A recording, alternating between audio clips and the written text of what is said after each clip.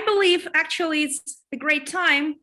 We are all here today. I'm glad to see all the speakers. So it's high time we've started our conference. So dear ladies and gentlemen, dear colleagues, experts, scholars, and guests, welcome to the online panel of the International Interdisciplinary Conference, Sketch a Subculture. One of the most peculiar discussion issue for experts and researchers today is the phenomenon of subculture. And since certain aspects of this little started phenomenon are known, we're going to reflect upon today them. And I'm sincerely honored and pleased to welcome everyone to the fourth discussion panel of the International Conference Sketch a Subculture, arranged by the European Academy of Sciences of Ukraine. So the key discussion points of the current panel are: the first question, ways to explore the attributes and symbols of subcultures, and the second one, the phenomenon of subculture in subculture and characteristics of its study, the synthesis of ideas in the subculture, reasons for the existence of subcultures, invisible internal mechanisms that maintain their continuance. And let me please pay attention to the fact that the topic of the panel is a question, but not a statement. And overall, the conference panel today is attended by scholars and experts from the UK, Germany, Ukraine, and the USA. I'm Iryna Lopatiuk, and I'm honored to be your moderator today. And right away, let me please introduce our star speakers right in the way they are given the floor. Professor Jerome Krase, USA, Emeritus Professor, Sociologist, Murray Koppelman Professor, School of Humanities and Social Sciences. President of European Academy of Sciences of Ukraine. Expert in sociology, gentrification in Brooklyn, Brooklyn ethnic groups, Italian-American politics, culture, race, class, urban life, and ethnicity in New York. One of his recent books includes Race, Class, and Gentrification in Brooklyn, A View from the Street. He is the public activist scholar and serves as a consultant to public and private agencies regarding urban community issues, co-editor of Urbanities and editorial board member of Visual Studies and CIDATES. Welcome, sir. Our next speaker is Dr. Oleg Maltsev, Ukraine, author, criminologist, psychologist, photographer, investigative journalist. He is an academician of Ukrainian Academy of Sciences and European Academy of Sciences of Ukraine, founder and director of the Memory Institute, head of Expeditionary Corps. He is an author of numerous books in the areas such as applied history, sociology, depth psychology, philosophy, criminalistics, criminology. He has been conducting field research with the Expeditionary Corps in many countries for more than 6 years to explore on what levels and how people are shaped by cities. Also, he is an editor of several interdisciplinary peer-reviewed journals. Welcome, Dr. Maltsev. Our next speaker is Paul Hockenos, Germany. He's a Berlin-based writer who covered the collapse of communism, Yugoslavia's wars, and the European Union's transformations over 2 decades. His focus today is renewable energy and the climate crisis. He is the prize-winning author of 4 books on European affairs and was a fellow of the American Academy in Berlin. Paul has worked as a newsroom editor at Foreign Policy, The Guardian News Weekly, and International Politique. We're glad to see you. Our next speaker, Gavin Watson Uk. He is a British photographer. He is famous for his documentation of the skinhead and rave subculture and music photography as well. The Gavin Watson Archive is an ongoing digitization project working to preserve and share this invaluable cultural asset, telling his extraordinary story and paving the way for future generations. His collection of photographs in the 1970s and 80s would grow into one of the most important and influential photographic youth culture books of the last 20 years. He is an author of Skins and Punks, or What Fun We Had, and also Raving. We're pleased to see you today. Our next speaker is Derek Ridgers, UK. He is a British photographer known for his photography of music, film, and club street culture. He has photographed people such as James Brown, the Spice Girls, Clint Eastwood, and Johnny Depp, as well as politicians, Tony Blair, gangsters, Freddie Foreman, artists, Julian Schnabel, writers, Martin Amis, fashion designers, John Galliano, and sports people, Tiger Woods.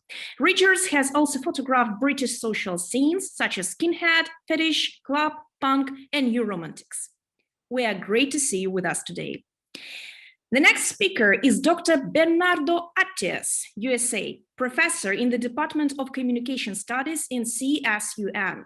His research focus emphasizes cultural approaches to communication studies, as well as communication-centered approaches to cultural studies. His teaching philosophy, which stresses interactively and critical thinking skills, reflects a strong commitment to the educational process. He develops unique and challenging course materials and has been at the forefront of the move to integrate new technological resources into the educational process. We are pleased to see you, dear professor. And the last but not the least, our next speaker, Professor Ross Haenfler, USA, is a professor of sociology at Greenville College in Greenville, Iowa. Ross Haenfler is the author of Subcultures, The Basics, Straight Edge, Clean Living Youth, Hardcore Punk and Social Change, and Goals, Gamers and Girls, Deviance and Youth Subcultures. He has published in a variety of journals, including Social Movement Studies, Journal of Contemporary Ethnography, Studies in Symbolic Interaction, and Men and Masculinities. He is an award-winning teacher and also appeared in the documentary Edge, Perspectives on Drug-Free Culture and the National Geographic Channel's Inside Straight Edge. So let me please deliver just a few words about the reference terms of this panel. So each speaker holds the opportunity to answer 2 questions that were formulated in advance, and please limit the extent of your answers up to 8 or 10 minutes, no longer. And to begin with, we shall start the discussion on the first issue. So I suggest we may start the discussion. The first question is the ways to explore the attributes and symbols of subcultures. And to begin with, I would like to give the floor to our dear speaker and guest, Dr. Jerome Krase. You're welcome. Please turn on your mic. Yeah, I just did. That's part of my subculture, is to wait until it's turned off by the leader of the group. What I'd like to say is my opening remarks before I turn to the way that I do work with cultures and subcultures is to talk about the influences on my social science that I've described to many people come from being a kind of a dinosaur in the social sciences. I'm a bit older than most of the people here probably. And the tradition that I learned of sociology has become the classical tradition in sociology. You know, when I was learning sociology, the department in which I was an undergraduate was a sociology and anthropology department, because that's the way the social sciences were arranged in the 1950s and 60s. So my training in sociology is as much training also in anthropology. And what's interesting about that in terms of time, at the time I was learning sociology, classical sociology was like Ferdinand Tönnies and Max Weber and other people in a previous existence. But what I learned has now become classical sociology. It's an old way of looking at things.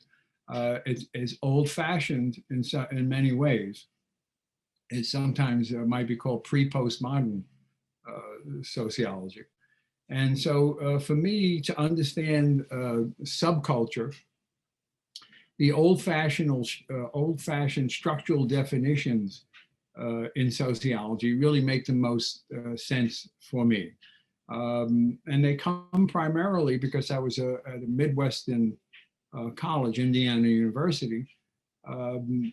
They come primarily from the Chicago School of Sociology, and especially the Chicago School of Urban Sociology, where a lot of these ideas about subculture and culture emanated. And they also come from structural anthropology. And so what we think in terms of social structure is the way that society is organized in terms of its social goals. And the other component of society is the social sciences that seem to love dichotomies.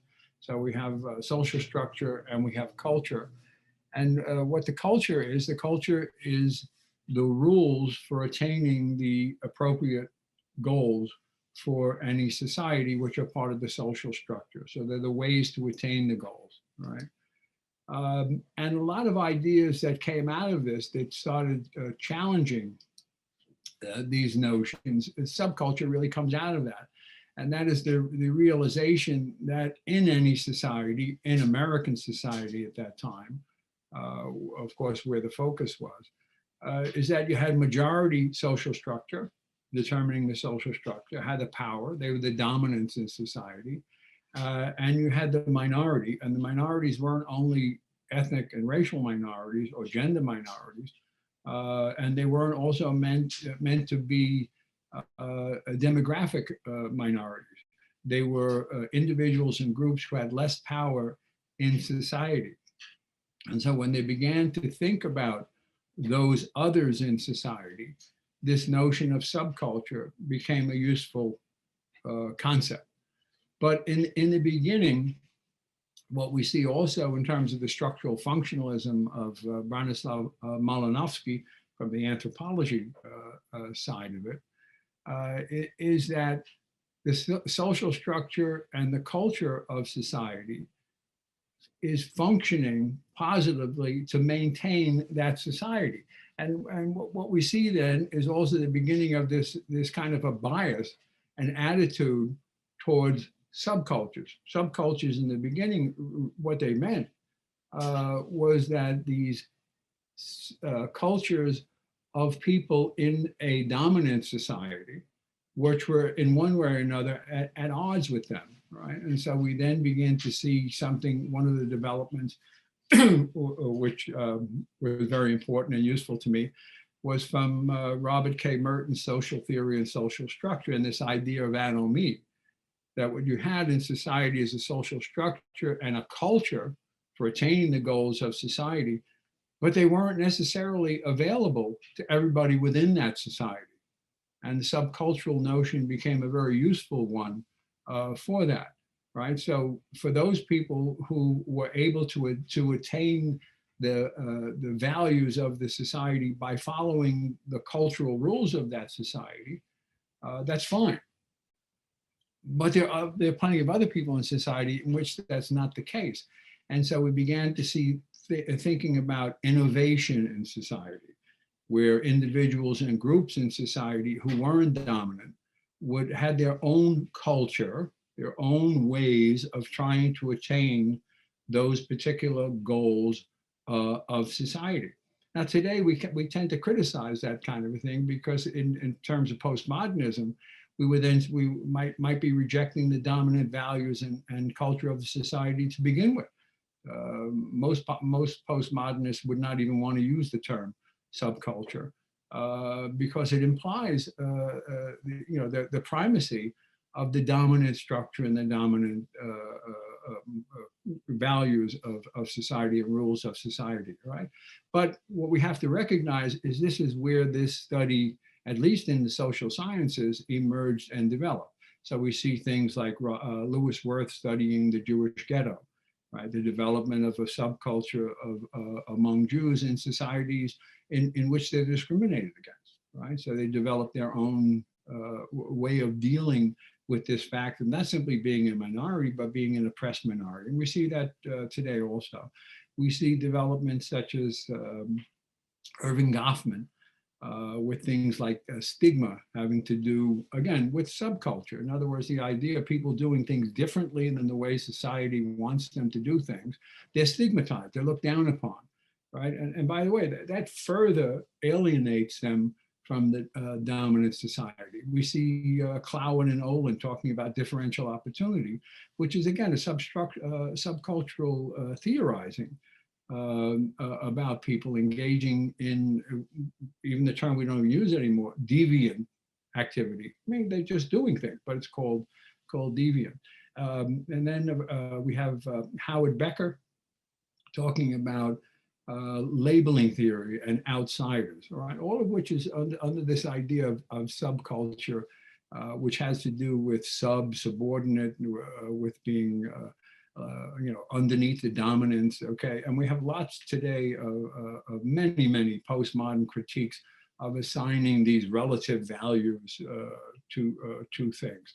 And then we also have, especially my mentor at Indiana University, Alfred Lindesmith, talking about addiction, learning addiction, right? Learning how to be an opiate addict. And in those days, you would talk about it as a subculture of addicts, you know, with their own structures and their own values. Okay, so the last comment I want to make is that in thinking about what I was talking about today and trying to figure out a way of writing a short paper about this, I was saying to myself, gee, you know, it's easy to talk about today post-structural. We have postmodernism, we have post-structural, but I didn't think in terms of post-cultural. Okay, but there actually is division within the social sciences. I'm actually considered by some people to be a culturalist. Okay, interesting. Philosophy and sociology, culturalism, an ideology of culture within the social sciences coming from Florian Zanietsky's humanism is the central importance of culture as an ongoing force in human affairs. I mean, why would anybody have to call that culturalism? It seems to me that's something that any social scientist should accept. But anyhow, that's my framework for looking at what is being called here subculture, which I understand in my work. I very seldom would refer to them as a subculture, right? Because of the implication that sub meaning minor. I think the term difference is a lot better than, for example, deviance. All right. Thank you so much, Professor Krase. And by this moment, please let me give the floor to our next speaker, Dr. Oleg Maltsev. You're welcome. Здравствуйте, уважаемые дамы и господа. Greetings, everybody. Рад вас всех видеть. I'm glad to see everybody on this panel. Для меня большая честь выступать на этой панели. It's an honor for me to present my speech on the given panel.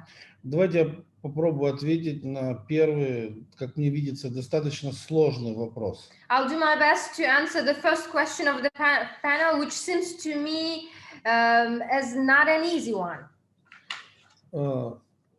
Когда мы говорим об исследовании символов, when we speak about researching symbols of subcultures, надо сказать, что это довольно длинная моя работа с символикой.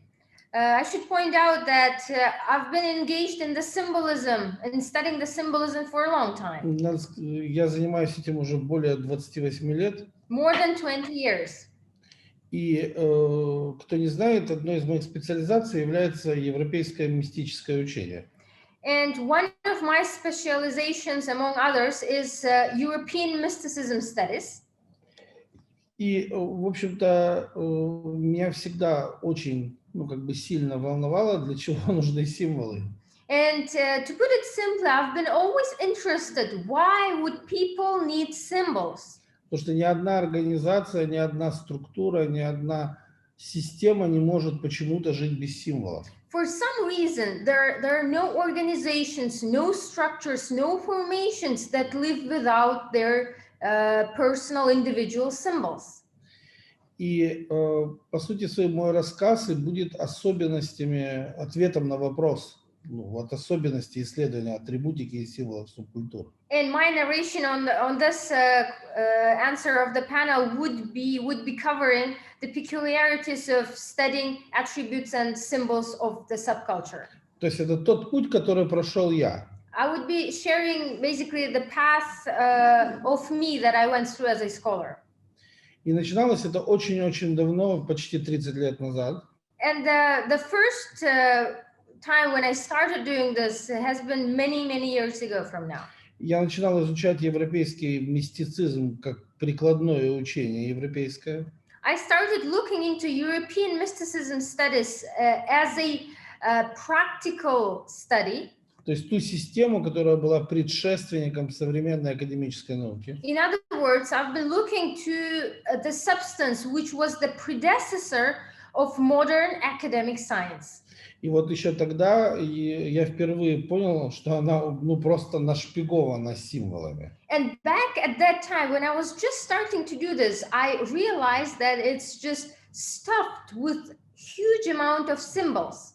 Да, и через какое-то время работы я понял, что символ является неким пусковым механизмом возникновения знания у человека. And after some time, I did come to the conclusion that a symbol is that starting point which leads to the knowledge, basically dissemination or knowledge absorption by a human being. Но это было в самом начале, то есть это стало достаточно ясно, через очень небольшой промежуток времени. But then it became obvious with the proof in a while. И обычно точно так же все люди воспринимают символы, атрибутику, не понимая их более глубинного значения. And the thing that I've just described, this is the way most of the people perceive symbols and attributes without understanding their deep meaning, just having this superficial understanding.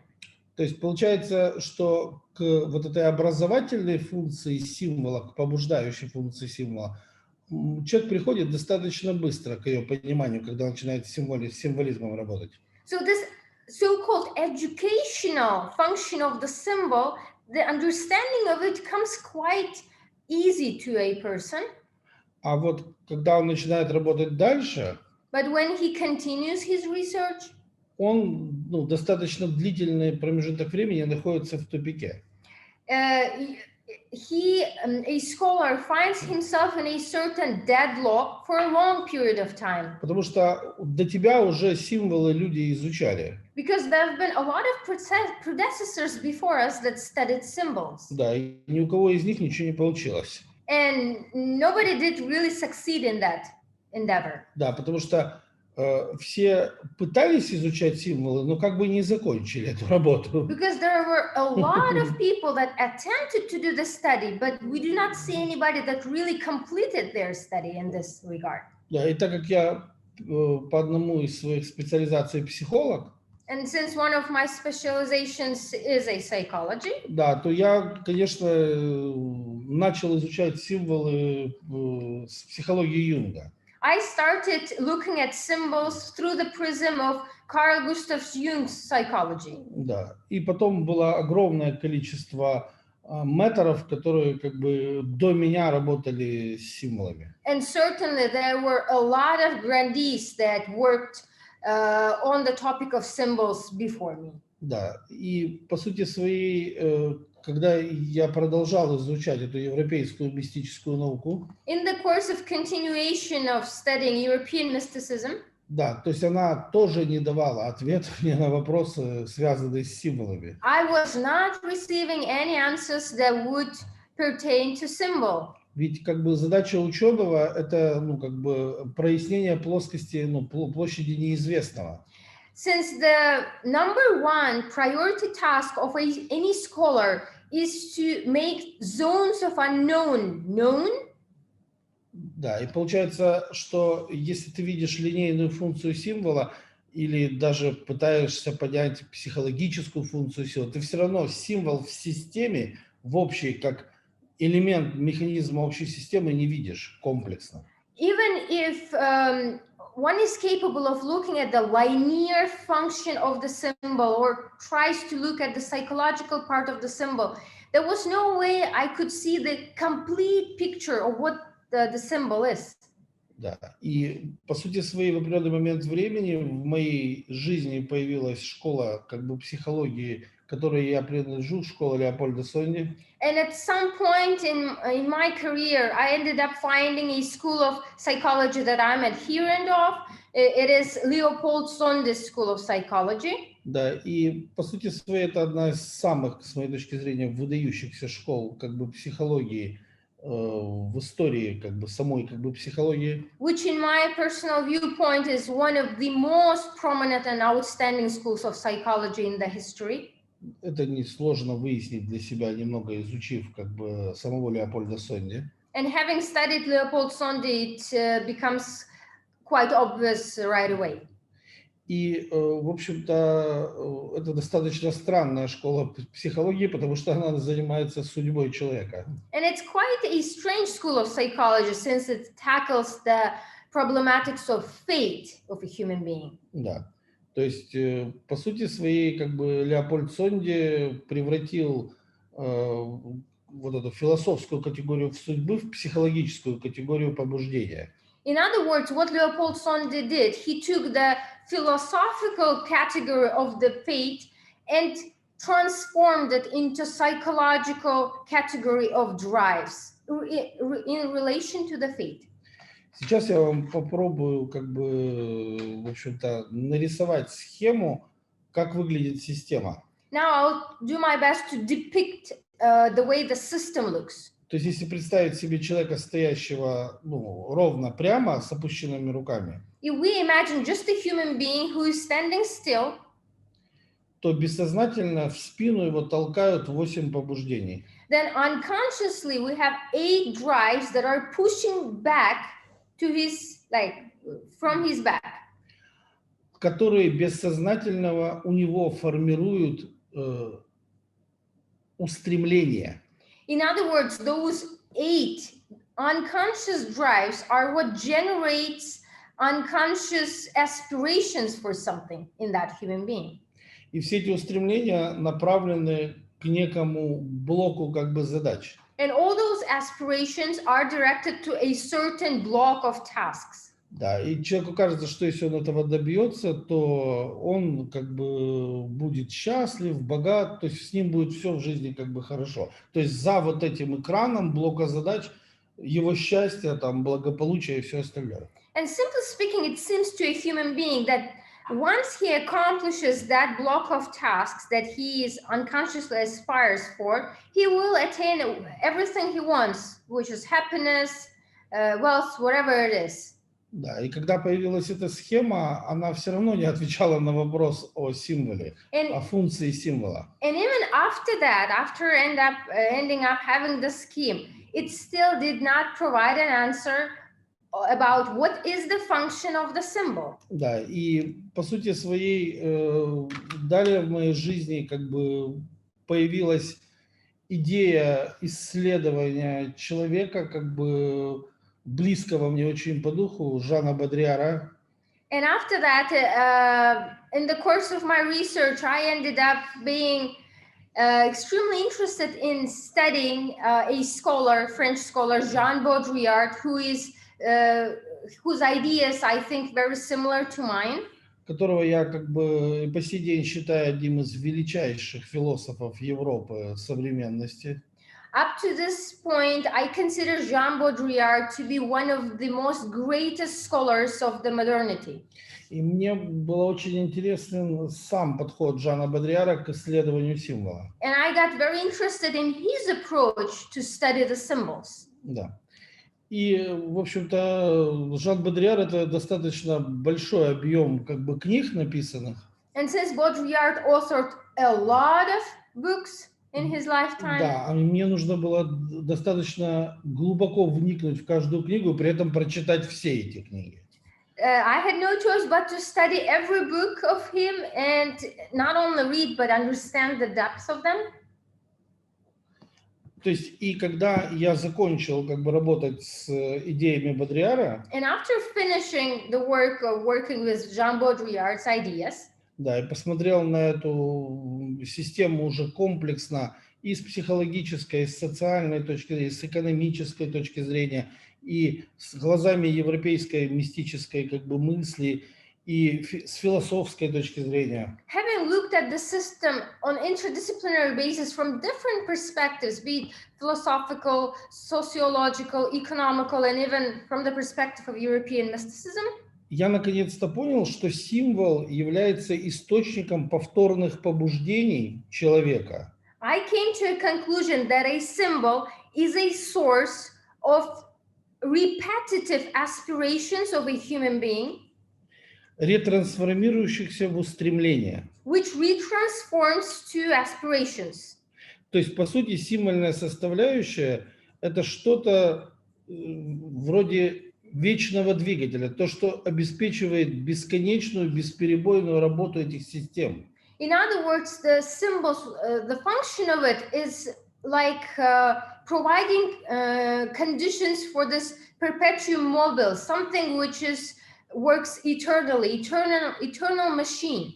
То есть, по сути своей, когда мы берем субкультуру, So when we take a subculture, то именно символьная составляющая обеспечивает ровную, бесперебойную работу всех механизмов субкультуры. it is the symbolic component of that subculture that provides the coherent work of every mechanism of the subculture for its existence. А самое главное, двигателей субкультуры. And the most important, the drives, things that basically push subculture.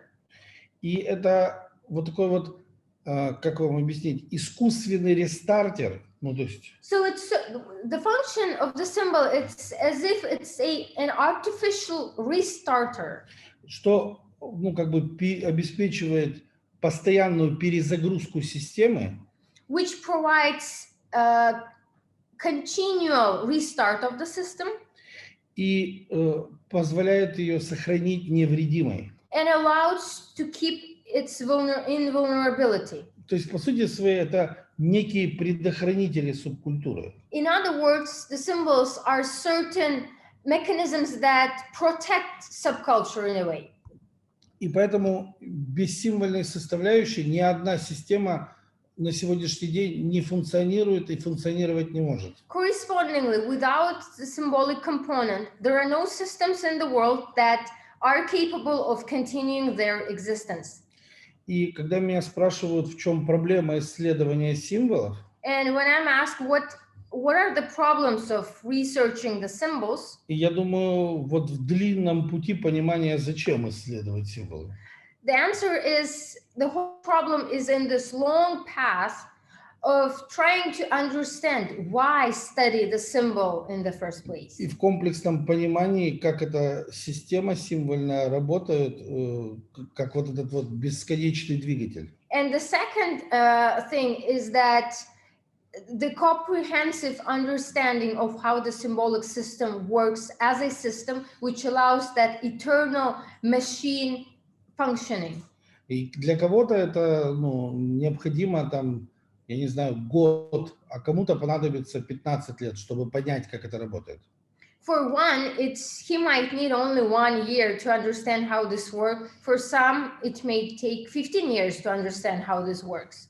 И когда ты, ну, приходишь к этому пониманию, я, ну, исследовал достаточно большое количество субкультур, в том числе и криминальных субкультур. And having researched a lot of different subcultures as well as criminal subcultures, то процесс исследования, он настолько ускоряется, что ты, ну, уже на второй-третий день, когда внутрь субкультуры входишь, то она тебе уже видна как на ладони. I should tell that when you research so many subcultures, the speed of understanding this accelerates real fast. So when you immerse yourself into the second or third subculture, by that time you already have like real good understanding of how this works. Да, а сегодня, например, мне достаточно видеть только символьную составляющую субкультуры для того, чтобы я уже гипотезу о ее функционировании, существовании и прочих системах взаимодействия внутри между собой мог нарисовать, не выходя из кабинета. And at the moment, for me, it's enough to see a symbolic component of the subculture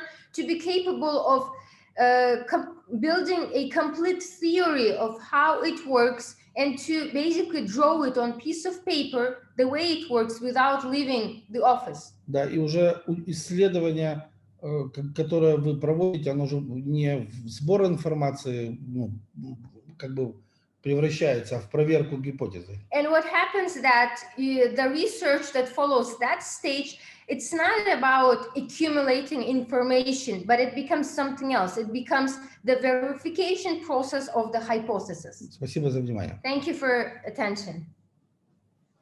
Thank you so much, Dr. Maltsev, for your speech. And by this moment, please let me give the floor to our next speaker, Paul Hockenos. Please, you're welcome. Thanks very much, and thanks for asking me to contribute this evening.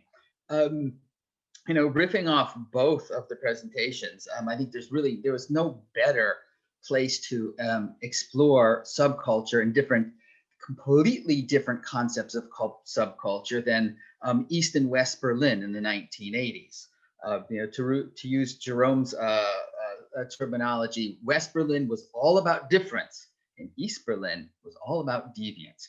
West Berlin was itself just an enclave of different subcultures. There was no dominant society or mainstream view. Anybody who was mainstream or wanted to make a career, wouldn't come to West Berlin. It was a enclave, an island in the middle of the Soviet bloc. It was closer to Poland than it was to West Germany. It was subsidized completely by the West German government. There was no normal person would have come to West Berlin. Normal people would leave West Berlin and go to West Germany. That's why it was just I start my Berlin book with a scene that happened, and remember many times, 5, 6 in the morning on the subway. I'm coming back maybe with friends from a night of partying. If you leave at 5 or 6 in the morning, that was actually you were considered kind of a softie. But I remember looking on the subway across at the other people there at 5 or 6 in the morning. And there were it was a panorama of Berlin's different subcultures. There were, for example, the Turkish workers who had come to Berlin in the 60s and 70s, because even though it was completely deindustrialized, there weren't enough people to take the jobs that were necessary to keep Berlin going. So there were tens of thousands of Turkish workers who sat there and looked blankly across at us. So with our funky haircuts or jewelry or leather jackets and our heads swimming in alcohol and whatever else was on the menu, just completely blankly. No interest whatsoever. None of the symbols that we were carrying on us were of any interest to them, nor were they of any interest to us. There were also like the Berlin proletariat, the Germans who had stayed in Berlin because they lived there or came to West Berlin because there were there were jobs on offer, and there were different kinds of deals to kind of lure workers to Berlin to keep Berlin populated, so that it was worth something to the West. And there was also then, of course, the military, but everybody lived more or less, these different cultures or subcultures lived so in their own enclaves and couldn't care less about the other one. There was just difference straight across. And I explored it. I guess I basically went to West Berlin as I was 21, because I knew something about the fact that it was just a mishmash of subcultures. David Bowie said, that what he liked about Berlin was because nobody gives a shit about you. No one cared that David Bowie and Iggy Pop were occupying an apartment in the middle of West Berlin, and he loved that anonymity, as did gay men and women. Flocked to West Berlin because it was anonymous. Again, nobody cared at all. And this was, of course, the scene that I was part of. It was called actually the scene, die Szene. Was a long network of bars and clubs and cafes and the Free University, and of course, the Wall, and all of the different flea markets. West Berlin was one great big flea market, and nobody. David Bowie hit the nail on the head. Nobody cared, and so discovering or exploring, researching the subculture was just simply a matter of taking part in these different, as much as you can, in some of these different subcultures and seeing them. The one I was in. After a while, I thought, Actually, it wasn't a conscious decision. I ran out of money, and there was a service that the Free University had where you could go in real early in the morning and you get jobs. You take a number, and within a couple of hours, you're off on a construction site or stocking shelves. I worked on the West Berlin golf course, and you could, it was a really great way to explore these different subcultures. East Berlin was just completely different. I mean, I went to East Berlin, as everybody did from West Berlin, a couple of times. You had to pay a certain amount of money, and you would get what was actually quite a bit of East German money, and so much that you didn't really know what to spend it on. So you go to the bookstore and buy a copy of Marx's collected works of Rosa Luxemburg, and then you could start drinking or start eating, or go to the department store, and you get very nice sheets from Egypt and things like this. But you could look all around and you weren't going to find any symbol whatsoever of the subcultures that did exist. After I had been in West Berlin for a while, someone told me, they said, there is subculture in East Berlin, and it's in this one district called Prenzlauer Berg. And I wrote it down. I am right now, by the way, living in Prenzlauer Berg, and have lived here for about 25 years. We went over to Prenzlauer Berg. We were right in the church. The Protestant churches had a certain amount of freedom and from the state. It's one of the few places that did this religious subculture there. But they provided punk rockers, for example, a place to play their concerts. And this one, the Zionskirche, it's about 5 blocks from where I am right now, was where there had been some punk concerts that were actually then attacked by skinheads, by neo-Nazi subculture that also exists in East Berlin. The communist government, would not, until basically that moment that there was this in 1986, this kind of bust up at this church, wouldn't acknowledge that there were any subcultures whatsoever. They were repressed, they were ignored, they were lied about, they were persecuted. And we were in this very church, and we couldn't find anything. There was no scrap of graffiti. There's absolutely and utterly nothing that could tell us, how or where to find these subcultures. As open and ubiquitous as they were in West Berlin, in East Berlin, it was impossible to find them. That difference is something that I bring out in the book. I look at the way that, for example, punk rock was very important for West Berlin.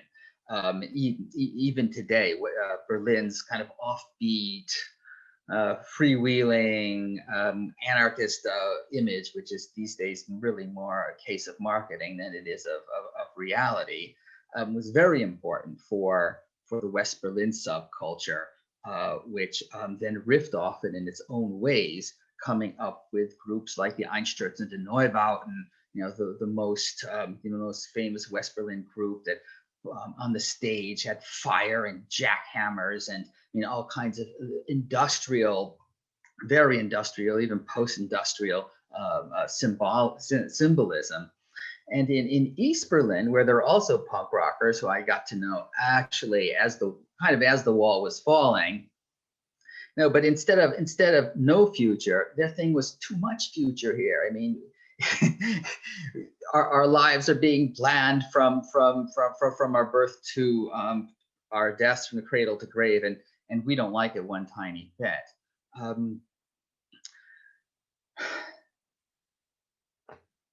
I'll stop there.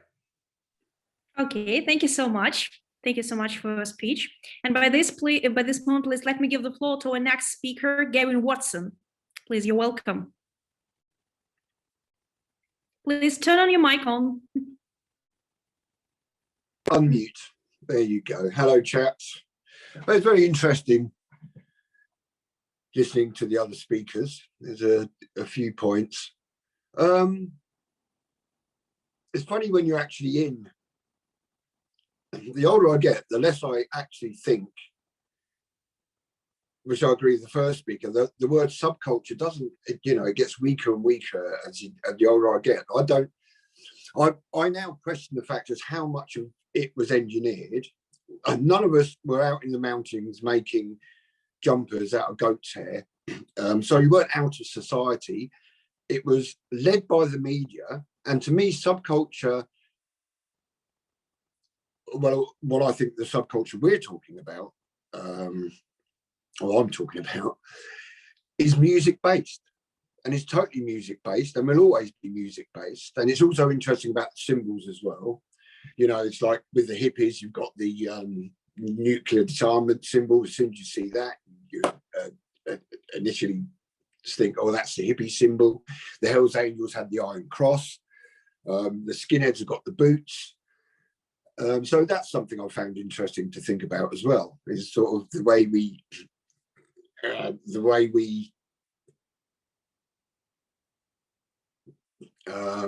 presented ourselves and the optics of that.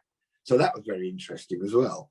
But actually being a skinhead, it was literally whatever information I could gather from whatever was out there at the time, it be the music papers, whatever it was on the television.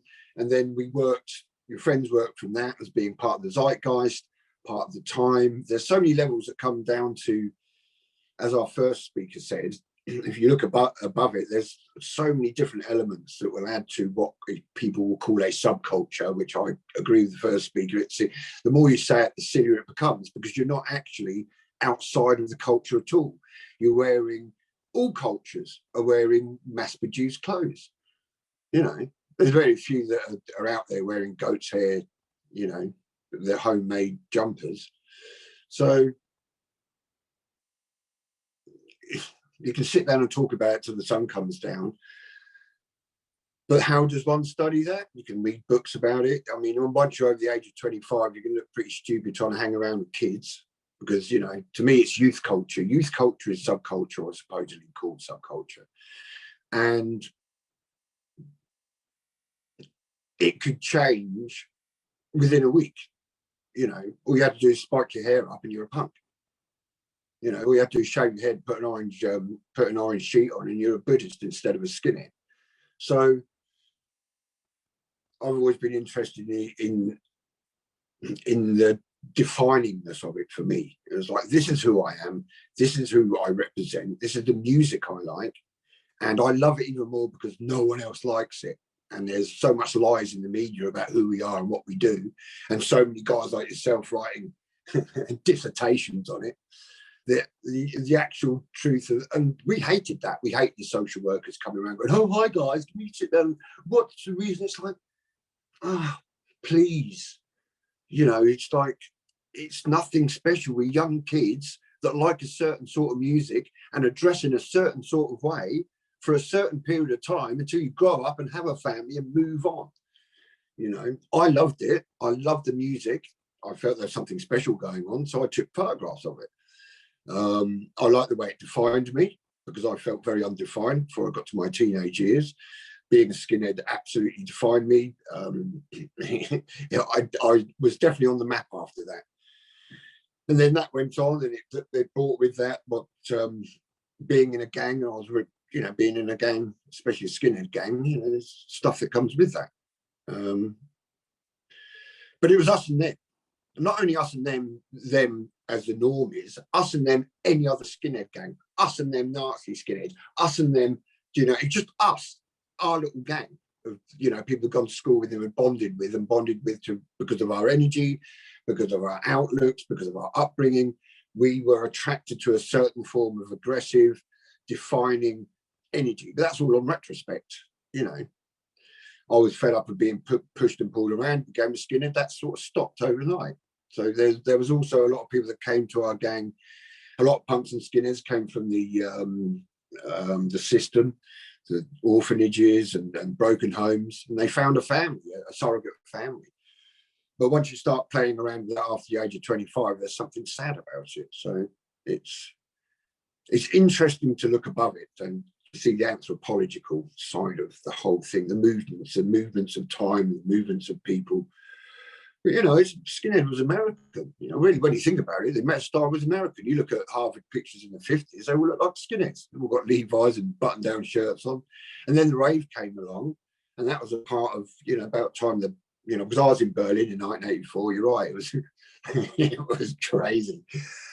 They were like, yes, we go to party and then we go to work straight from the party. And it's a Wednesday after, it was like a Wednesday evening. Couldn't get my head around that. So the raving came along, and that was a part of a bigger picture that was going on across Europe. It was around the same time the Berlin Wall came around. So there's always, to me, a lot of levels from the unconscious psychological level that pulls and pushes you and that helps you and you make decisions from, to the very surface level, just trying to be part of a peer group and being a part of a fashion, you know, and following what other people are following, and to be a part of it and to belong, to have a sense of belonging. So really, yeah, that's, and of course you can study it from the outside, but I lived it for 10 years, and I never thought much about it. I just thought that I like the way this defines me, because there's such a lie in the mainstream about who we are and what we are, that I actually enjoyed the uncomfortability being a skinhead made people, because they didn't understand the actual culture and who we actually were. You know, they just focused on this right-wing Nazi rhetoric, and they pushed that away. But that, on the reality on the streets, that was just a tiny part of the whole skinhead thing. But it didn't, you know, skinheads going to a ska gig and having fun isn't a good story. So, to my point of view, it was all about belonging.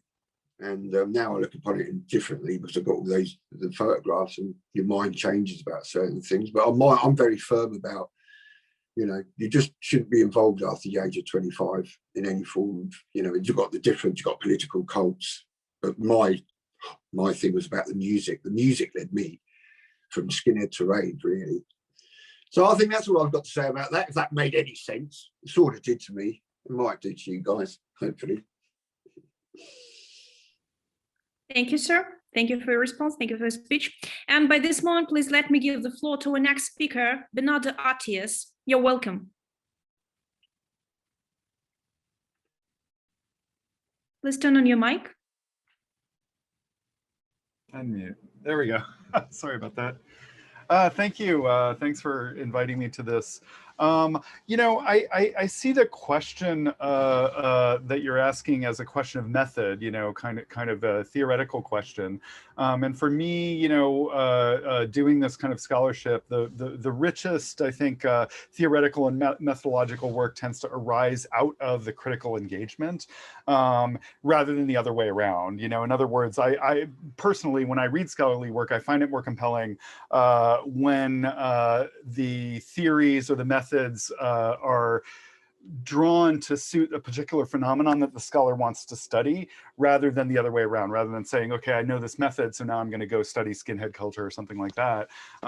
For me, you know, it kind of depends on the I just like to engage the subculture and then you know, kind of develop the methods that work best for me. But of course, it's limited by my training and by my expertise and background and so forth. So what I want to address today is this question, I guess, from this perspective of specific subcultural sites of engagement that I've worked with, and specifically three, you know that I've worked with over the past 10, 20 years, specifically DJ culture, electronic dance music DJ culture, sex work studies, and online conspiracy theories, which I've kind of been working with lately, specifically the QAnon conspiracy subculture that is extremely online, right? You know, in general, I think it's up to scholars to choose the method that best fits their object of study. So I'm just kind of going to look at these three examples briefly in terms of the different ways that I might study them. Again, limited by my background. My background is in communication studies, and specifically three areas in communication studies: rhetorical studies, which is the study of persuasion, going back to ancient Greeks; cultural studies, you know, which most people here I think are familiar with. And then performance studies, which is, you know, kind of, at least from the communication studies perspective, it's rooted in theater, but it's also rooted in anthropology and in speech act theory, in linguistics and philosophy. So that's kind of the, you know, again, my expertise, my background comes from those areas. And so specific ways of looking at subcultures that I've drawn on that when I've looked at specific things. You know, rhetorical studies, the methods primarily used are textual analysis and argument analysis, because rhetorical analysis really was born in, you know, ancient Greece with the study of speeches, right? And trying to determine what makes a speech more persuasive and so forth. But of course, in, you know, modern scholars use some of these methods to all forms of communication, symbolic communication, mass media, etc. So, you know, just examples, you know, from my work on conspiracy theory and QAnon. Textual analysis, you know, kind of in the obvious way, you know, allows a scholar to sort of read speeches of key figures in the movement of, you know, Marjorie Taylor Greene or Michael Flynn or people like this, or to read the tweets of key figures. As I said, this is a very online, you know, subculture, and as an online, you know, subculture, a lot of this is taking place on Twitter and so forth. So reading tweets the way, you know, an older scholar might have read a speech, but also to try to study the specific symbols of the subcultures. You know, in the QAnon movement, it's things like the Q itself, the various catchphrases of the movement, where we go one, we go all, trust the plan, etc. You know, these are things that kind of motivate this online subculture, but also are ways that they perform their identity, right? This is a symbol of their, you know, it's almost a kind of tribalism, right? This is who we are. You know, we wear this Q, or we, you know, kind of storm the Capitol or whatever else with these symbols in tow, and the symbols are very important to it. But then the argument analysis, right? It can be, you know, sort of obvious argument analysis, which I think, you know, when dealing with kind of conspiracy theories that seem insane on their face, you know, argument analysis kind of can only get you so far, because I mean the arguments just fail, you know, any you know, logical test that you might apply to them. But I find it interesting to use argument analysis in a different way with QAnon, because Q uses the act of decoding as a kind of proof. And it's sort of like they're engaged in this hermeneutic where, you know, there's this elusive figure named Q that posts these very cryptic messages, and then they try to decode these cryptic messages. And the act of decoding is itself a kind of communal activity, right, that gives them a certain pleasure, and the pleasure that they get out of the decoding confirms to them that their argument is correct, right? So they're not basing the proof of their argument on some kind of logic or something like that. They're basing the proof of their argument on their engagement with this collective act of decoding, you know, symbols. You know, which I find that fascinating, and I find it a fascinating way to get at, you know, argumentative proof, because of course, you know, back in ancient Greece, when Aristotle talked about proof, right? He said, you know, the most powerful form of proof was ethos, or the credibility, or the character of the speaker.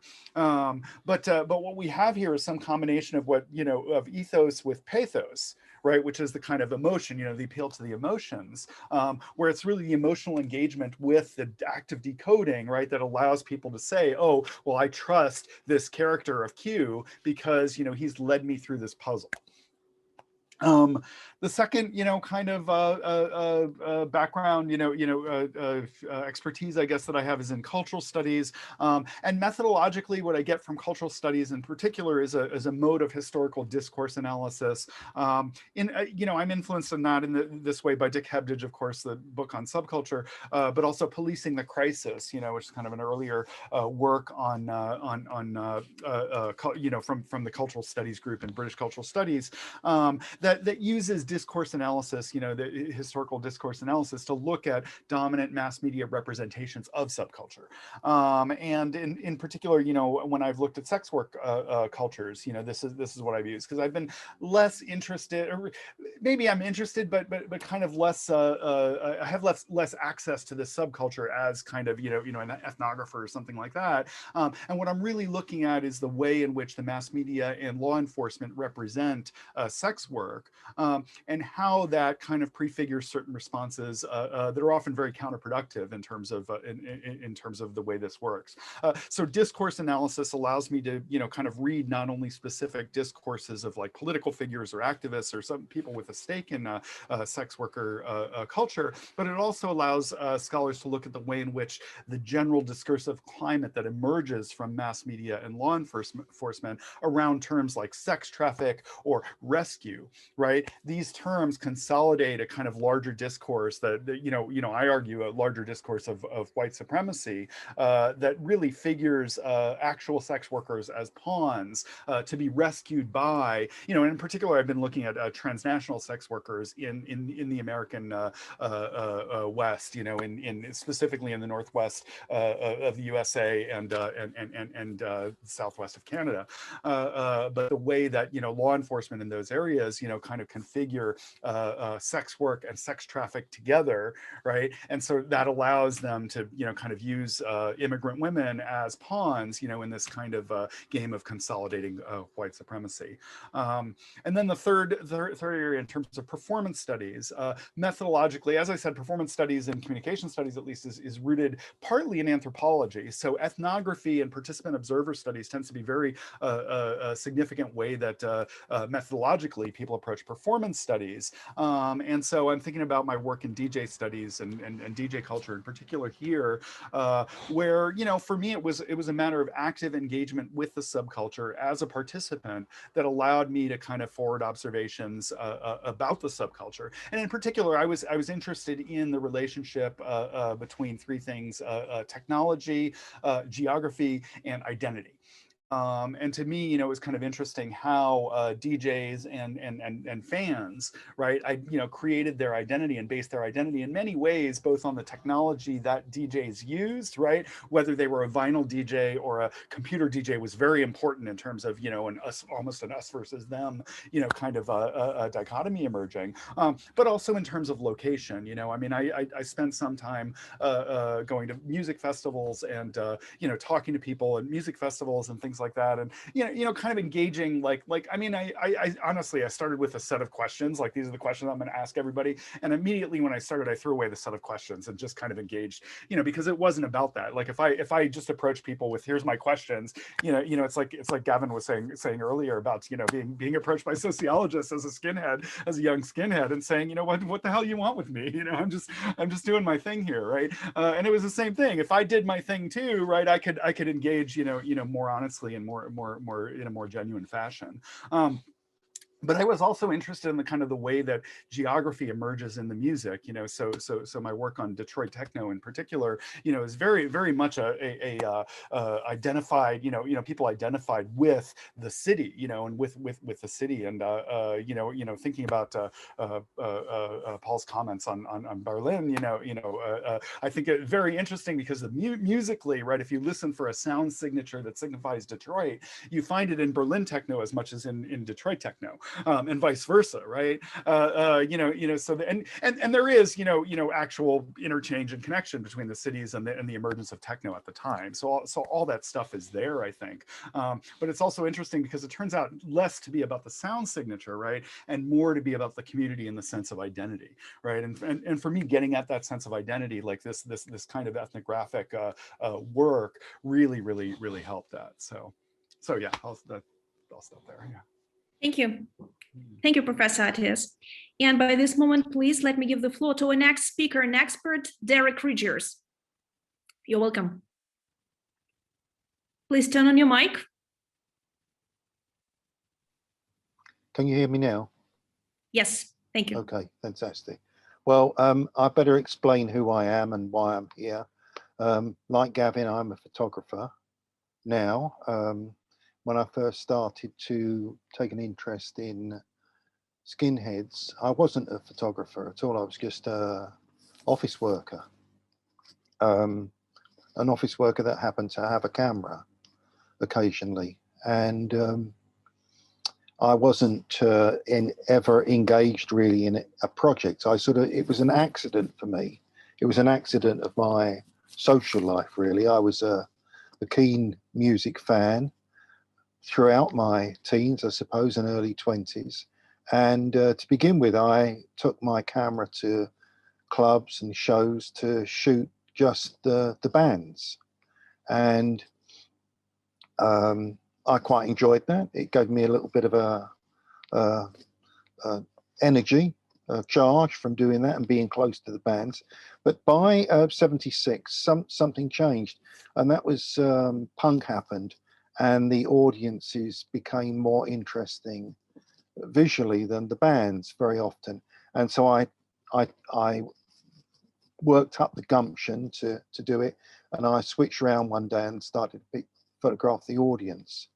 And so I started off with small set of photographs of punks, and I got them published, and I had them in a show. And I thought to myself, well, maybe I could do something with, you know, and try and be a photographer. But still, I was very much an amateur. So I was looking around a little bit for other youth subcultures to photograph, and I found the New Romantics first in '78 in a little club in Soho, and I started to photograph them. And because I wasn't really one of the hip ones, I used to turn up to these clubs wearing a cardigan and an open neck shirt very often, you know, so I really stuck out. And I turned up one night and all the hip crowd had gone on somewhere else. They hadn't bothered to tell me where they'd gone, and it was just the hangers on. And that night I met a little gang of skinheads. There was probably 6 or 7 of them, and they approached me and asked me to take photographs of them. So I started to take photographs of skinheads from that night, but really it was their suggestion. I still had a day job, and I had no axe to grind one way or another. This group asked me to come with them for the Easter bank holiday trip that they were going to take to Southend, and I did. And chatting to them at the station, waiting for the train, and on the train going down to Southend, it's probably about an hour, I was quite frankly horrified by some of the things I was hearing, really. So I started to, that really piqued my interest in what these people were like. To begin with, I had half an idea that they might be arty revivalist types, you see, and not real proper skinheads, these lads that I met, because throughout the 70s and I suppose the early 80s, there were people that were always trying to get certain youth subcultures up and running again, like the mods. There was a mod revival at the end of the 70s, and then throughout the mid 80s there were people that were trying to get hippies going again, flower children, and so there was quite a few people trying to get things going for reasons best known to themselves, I suppose, maybe just fun, who knows. And to begin with, I thought this group of skinheads might fall into that category. But when I started to chat to them and I found their views, social views, political views, and stuff like that, I was quite frankly horrified, really. So from that point of view, I would have to disagree with Gavin about what I found. That's probably not a discussion we want to get into that much about what I found, but I made some tapes. I've still got the tapes. There were some tapes I made of interviews I made with some of these kids that were so bloodthirsty and diabolical. I never transcribed them. I never even played them back, but I've still got them. I made some small transcriptions. I put the what they said into sentences without losing the flavor of how they were talking. I had a show of this work in 1980 in Chelsea, and I had a couple of visitor books, and people, because I wasn't there most of the time, I still had a day job. Most people were able to come along, write whatever they wanted in the visitor book, and I've still got those visitor books, and people's point of view and the prevailing point of view about various stuff is, you know, in the book, and that's evidence as well, I suppose. So for the whole time, I was photographing skinheads anyway. In the main, I wasn't a member of the media. And after the show that I had in 1980, I started to get the feeling that my day job wasn't going quite so well as I would have hoped. And I got the SAC early 81.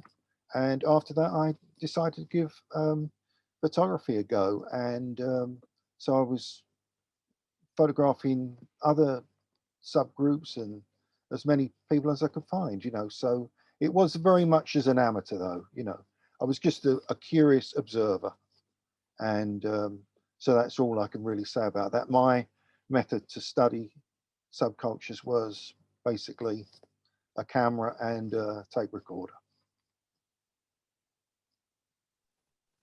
Thank you so much. Thank you, Mr. Richards. And by this moment, please let me give the floor to our next speaker, scholar, Ross Haenfler. You're welcome. Thank you so much. You hear me okay? Sure. Okay, great. Wow, this has been fascinating, and I'm really, again, honored to be amongst such esteemed colleagues here. When I think about how I study subcultures and symbols, I have to sort of pull back a moment and think about what do we mean by symbols. And I go back to some of the basic theory from George Herbert Mead that symbols are a means of communication. They carry meaning. Symbols stand for something else. And in many ways, they're the building blocks of human relationships. So of course, flags of countries are symbols. Football scarves and jerseys are symbols. Road signs are symbols that help us navigate the roadways. Finger gestures are symbols that can certainly communicate meaning. And the ability to use symbols is part of what makes us human beings unique amongst animals. And the important thing for me as a sociologist is that the meaning of symbols emerges in social interaction. You have to learn what a certain roadside means from another human being to really understand it. It's not inherent. Now, a symbol becomes significant when that word or gesture means the same thing, or at least approximately the same thing, to the person using the symbol and the person receiving it or interpreting it. And in subcultures, symbols have especially important meanings because they're used to both set oneself apart from others, that sort of us-them mentality that Gavin alluded to earlier, and also to establish an identity. So for example, I'm part of the straight edge subculture, the clean living subgroup of like punk rock that's been around since the early 80s. And the symbol of that is an X. Now an X is just a letter, but an X placed on a watch, which is just a watch with an X, sends a signal to other people who can interpret that symbol. I'm part of that group. To anyone else, it's meaningless. It's a significant symbol when others understand what it means. So this simple letter, worn in a certain way by a certain person, becomes something meaningful. Same thing with mods and their targets, you know, the target kind of symbol.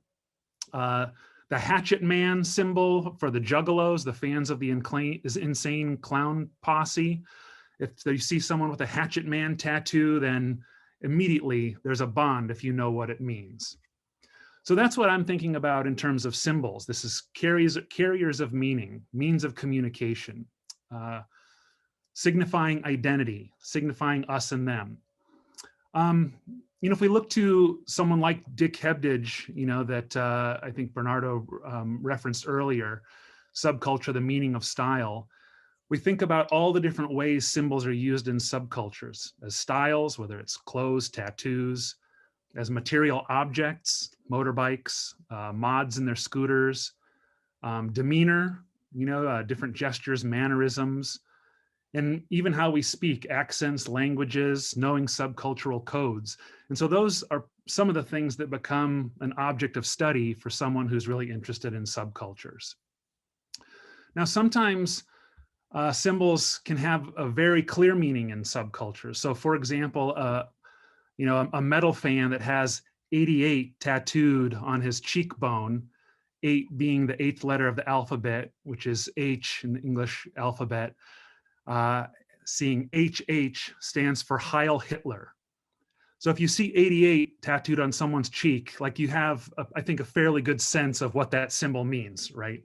They're probably part of some kind of a neo-Nazi group. But it can be difficult to read subcultural symbols as well. And of course, there's the famous example of the punk swastika, which is intentionally vile and offensive. And I'm not excusing its use. But if you talk to the participants, it wasn't necessarily inherently tied to fascism or anti-Semitism in some way, even if it was still offensive in that kind of a way, right? Or the pentagram, like the upside down kind of triangle, that's sometimes a symbol of witchcraft or Satanism, but can be appropriated more for its shock value in heavy metal scenes than really any affiliation, with some kind of a new religious group. And then, I love the example of QAnon. I think there's just so many symbols to study with QAnon. And I think of Jake Angeli, the QAnon shaman, whose picture I'm imagining went all over the world, the guy that was wearing the horns and had the bare chest, and down his side, he had a big tattoo of a Thor's hammer, which is a symbol used in followers of Norse pagan mythology. And many of the people that are part of that pagan mythology, that pagan community, are not at all interested in conspiracy theories or in white supremacy. But once this character shows up storming the US Capitol on January 6th and has that giant tattoo, everyone thinks immediately, oh my gosh, anyone who's wearing that symbol must be a QAnon, conspiracist, or at minimum, some kind of a white supremacist. So that same symbol is used by different people and has very different meanings. And people on each end of the political spectrum might use that symbol in different kinds of ways. So I think part of my point here is the same symbol can have very different meanings, but there can be a lot of layers to the meaning in that symbol. So this X might symbolize that I don't use drugs or drink alcohol. That's part of the core tenets of straight edge, but also means comradeship, a rejection of social norms more broadly, possibly some kind of an outsider status, layer upon layer of meaning. So before I wrap up, I just want to make a little bit of a plug for the importance of recognizing symbols and trying to do our best to dig into the meanings of subcultural symbols. In some ways, it helps us recognize allies and opponents, at a very basic level. So another, symbol that showed up, at the insurrection in the U.S. on January 6th was simply these 4 numerals and letters: 6MWE, 6MWE. And that doesn't immediately make sense, I think, to most people. That's just gibberish. But what it stands for is 6 million wasn't enough. And so, what we're seeing in a symbol like that is this horrifying anti-Semitic reference, to the Holocaust, that if outsiders don't know what it means, that there's sort of a barrier, an understanding, how many people are involved in this, what are they up to, and what's the belief system that this symbol is trying to communicate, right? So it becomes important to identifying all different kinds of groups, including far-right groups that are notorious for infiltrating subcultures in many different ways. Same thing with hand gestures. So, in the US, this sort of means, okay, everything's all right, right? But this can mean white, W, power, P. So somebody that's flashing that symbol carries a certain kind of meaning that an outsider isn't going to be immediately aware of. So finally, just to wrap up, how do I study these things? Well, I think it's really important to be careful not to inappropriately interpret subcultural symbols and place our own meanings immediately on them without understanding the insider's meanings and the context in which they use or deploy those symbols. So I'm always asking, who's using them? Is there consensus or conflict about the meanings of these symbols? How are other people responding? How do these symbols carry identity, forge connections, forge insider-outsider boundaries? And the best way that I've been able to, learn about them is through depth interviews and ethnography. But also, of course, in this day and age, content analysis online, social media, analysis of subcultural texts. So in many ways, I'm a participant observer, but kind of a critical insider. I want to get to know that insider perspective, but then I'll often have kind of a more critical take on it. I don't just take the subculturists, explanations at face value. I'll end there. Thank you very much for listening. Thank you. Thank you for your speech. And let's switch to our second issue of the discussion. So the phenomenon of subculture in subculture and characteristic of its study. We're going to speak about the synthesis of ideas in the subculture, reasons for the existence of subcultures, and certain invisible internal mechanisms that maintain subcultural continuance. And by this moment, please let me give the floor to our honorable speaker, Professor Jerome Krase. You're welcome. Well, I've learned a great deal by listening to everybody, and I have to say the first thing I must say is that my life has not been as interesting as Gavin's or Paul's or Bernardo's or Derek's or Ross with the digital ethnography. What I tend to do, my interest in cultures. Again, we had this discussion before. Although I can use the word subculture in a particular kind of way in terms of dominant versus subordinate. I generally don't use that term when I talk about what it is that I do. What I do, in the most part, in terms of the work that I've done over more than a half a century of work, I study ordinary, everyday, quotidian. They like that term. Social life. I'm been trained as a social interactionist. I mentioned to Alfred Lindesmith, but that was one of the big schools of sociological and social psychological approaches at Indiana University. And as far as society is concerned, symbolic interactions, society is constructed by symbols and through the communication of symbols and signs between individuals, between groups, at all levels of society. So that's my general perspective. Although what I've had to do over the years is to constantly kind of update it, to be talking about Saussure and the sign and the signifier, and to be talking about Baudrillard, I know Oleg loves, and Roman Jacobson, etc. There are a lot of people who do phenomenology and semiotics that I didn't realize I was doing semiotics, but I do it visually. Now, I have to say that I take pictures, and I don't call myself a photographer. Some of you and people have called me a photographer. So it's not like calling me a name, but they use that term because I take pictures. But I don't call myself a photographer, because what I see, which you may disagree with, is that photography as an art has a different goal than merely what I'm trying to do is trying to capture symbols and signs, capture them visually in some way, to do it in the same way we do ethnography, visual ethnography. Although I do other kinds of work too, in terms of words, etc. What I would like to talk about today, in terms of this signs and symbols and subculture, etc., is to talk about the visual signs. And as a number of you mentioned, I emphasize in my work as well that capturing the symbol or the sign, whether they're natural signs, whether they're conventional signs. The conventional signs, of course, are things that are agreed upon within the culture.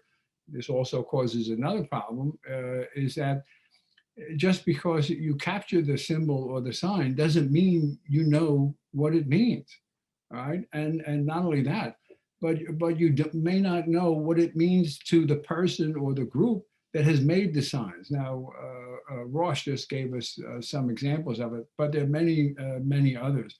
I do a lot of work on ethnic neighborhoods all around the world.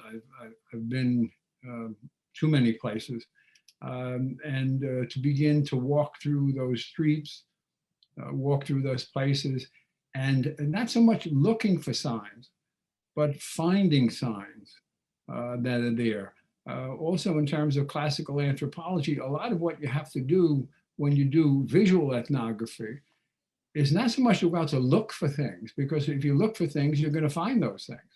Okay, the point, I do a kind of a walking thing where it's the later analysis, looking at the photographs that I take to see what's there, and then learning about the society, learning about the group, learning about the situation, which then makes the sign as meaningful as I possibly can have it.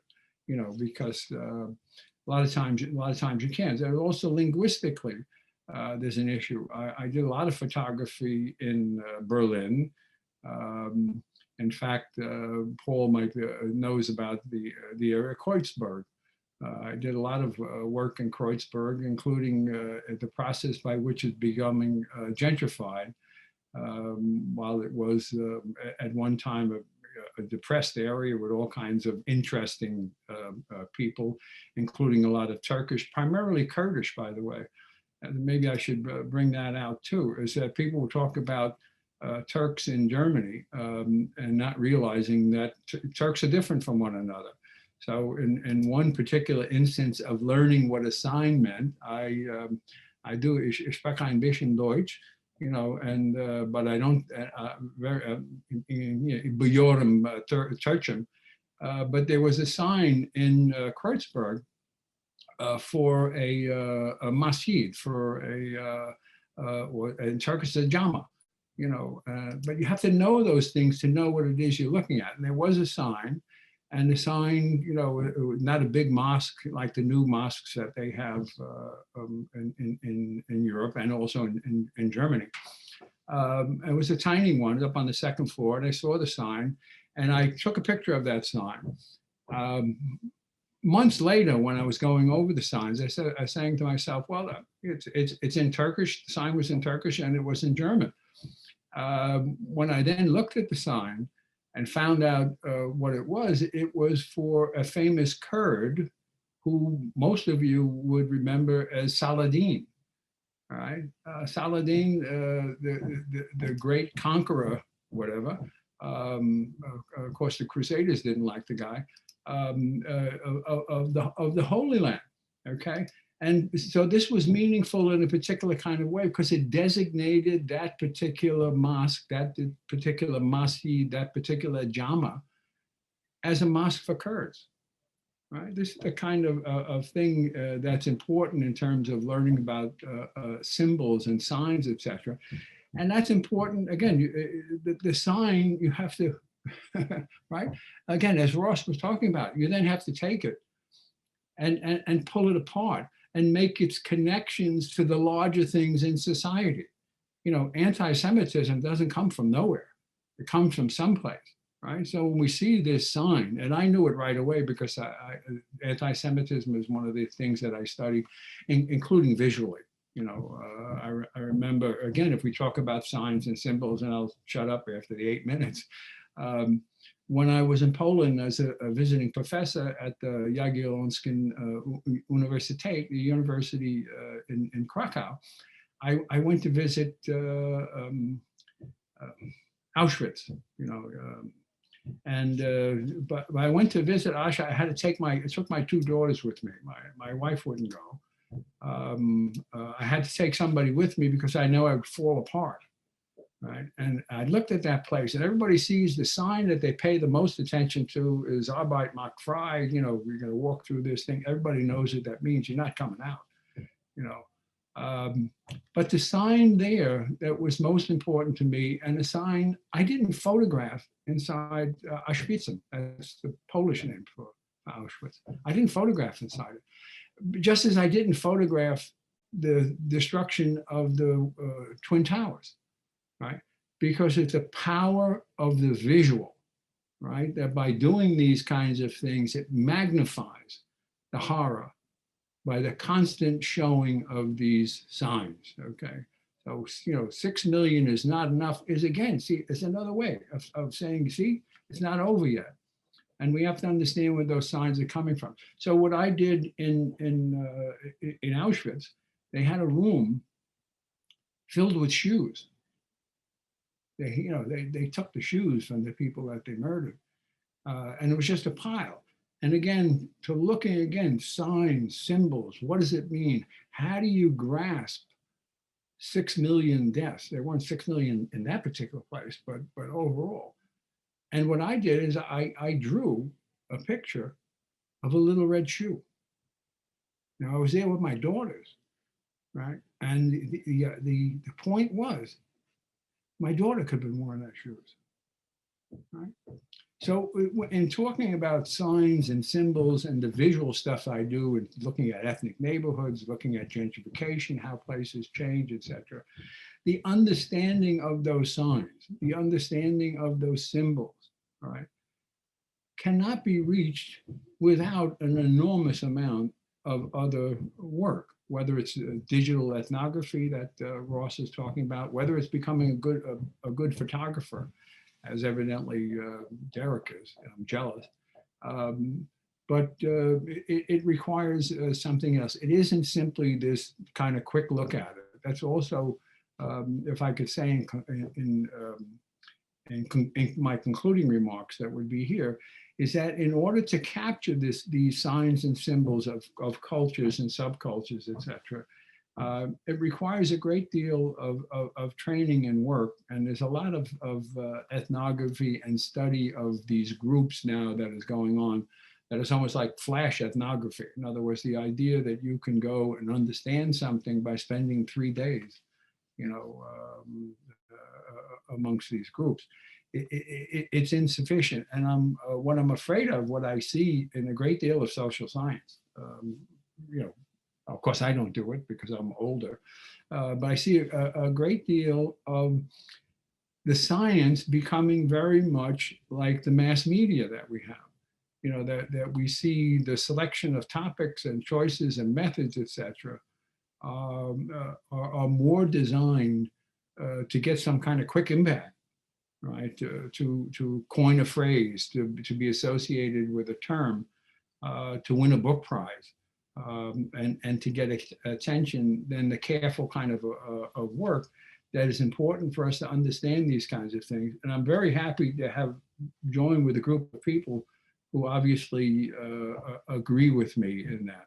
And finally, I've done a lot of work of visual sociology, studying many different kinds of things. From walking in Bosnia, Herzegovina, from walking like 6 or 7 miles through a place where people were murdering each other to see if I could see signs and symbols of why that happened, okay, to walking through spaces in China, to look at the old hutongs, which are disappearing. All of these signs and symbols that require a lot more knowledge, by the way, than I have. I have tens of thousands of photographs if you're ever interested in spending some time. Okay, thank you. Thank you so much, Professor Krase. Thank you. And the discussion will continue. Dr. Oleg Maltsev, you're welcome. Спасибо большое, что дали слово. Thank you for giving me the floor. Я постараюсь ответить на этот вопрос, насколько глубоко это возможно за 10 минут. I'll do my best to answer the second question of the panel as deep as possible in 10 minutes. Мы когда говорили вчера на панели об иерархии субкультур, When yesterday on the panel we were discussing the hierarchy of subcultures, то есть мы понимали о том, что иерархия существует. We certainly did understand that there is a specific hierarchy in the subcultures.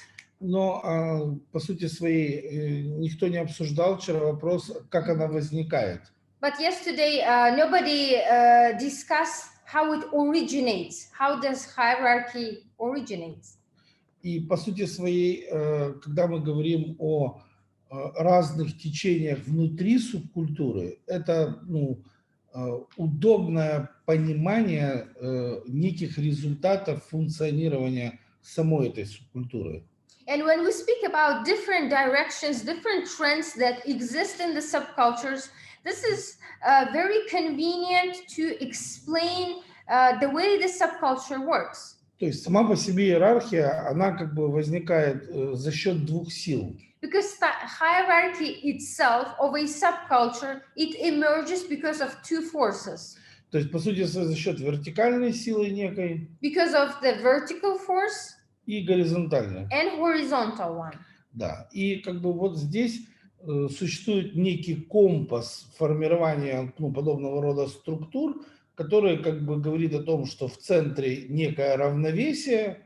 And so the so-called compass of the subculture would mean that in the center of it, in the center of the axis, let's say, there is some kind of equilibrium. Некое среднестатистическое равновесие. Some kind of average equilibrium. И есть три стрелки: вверх, вниз, влево, вправо. And three arrows, one it goes to up, to the down, and to the right.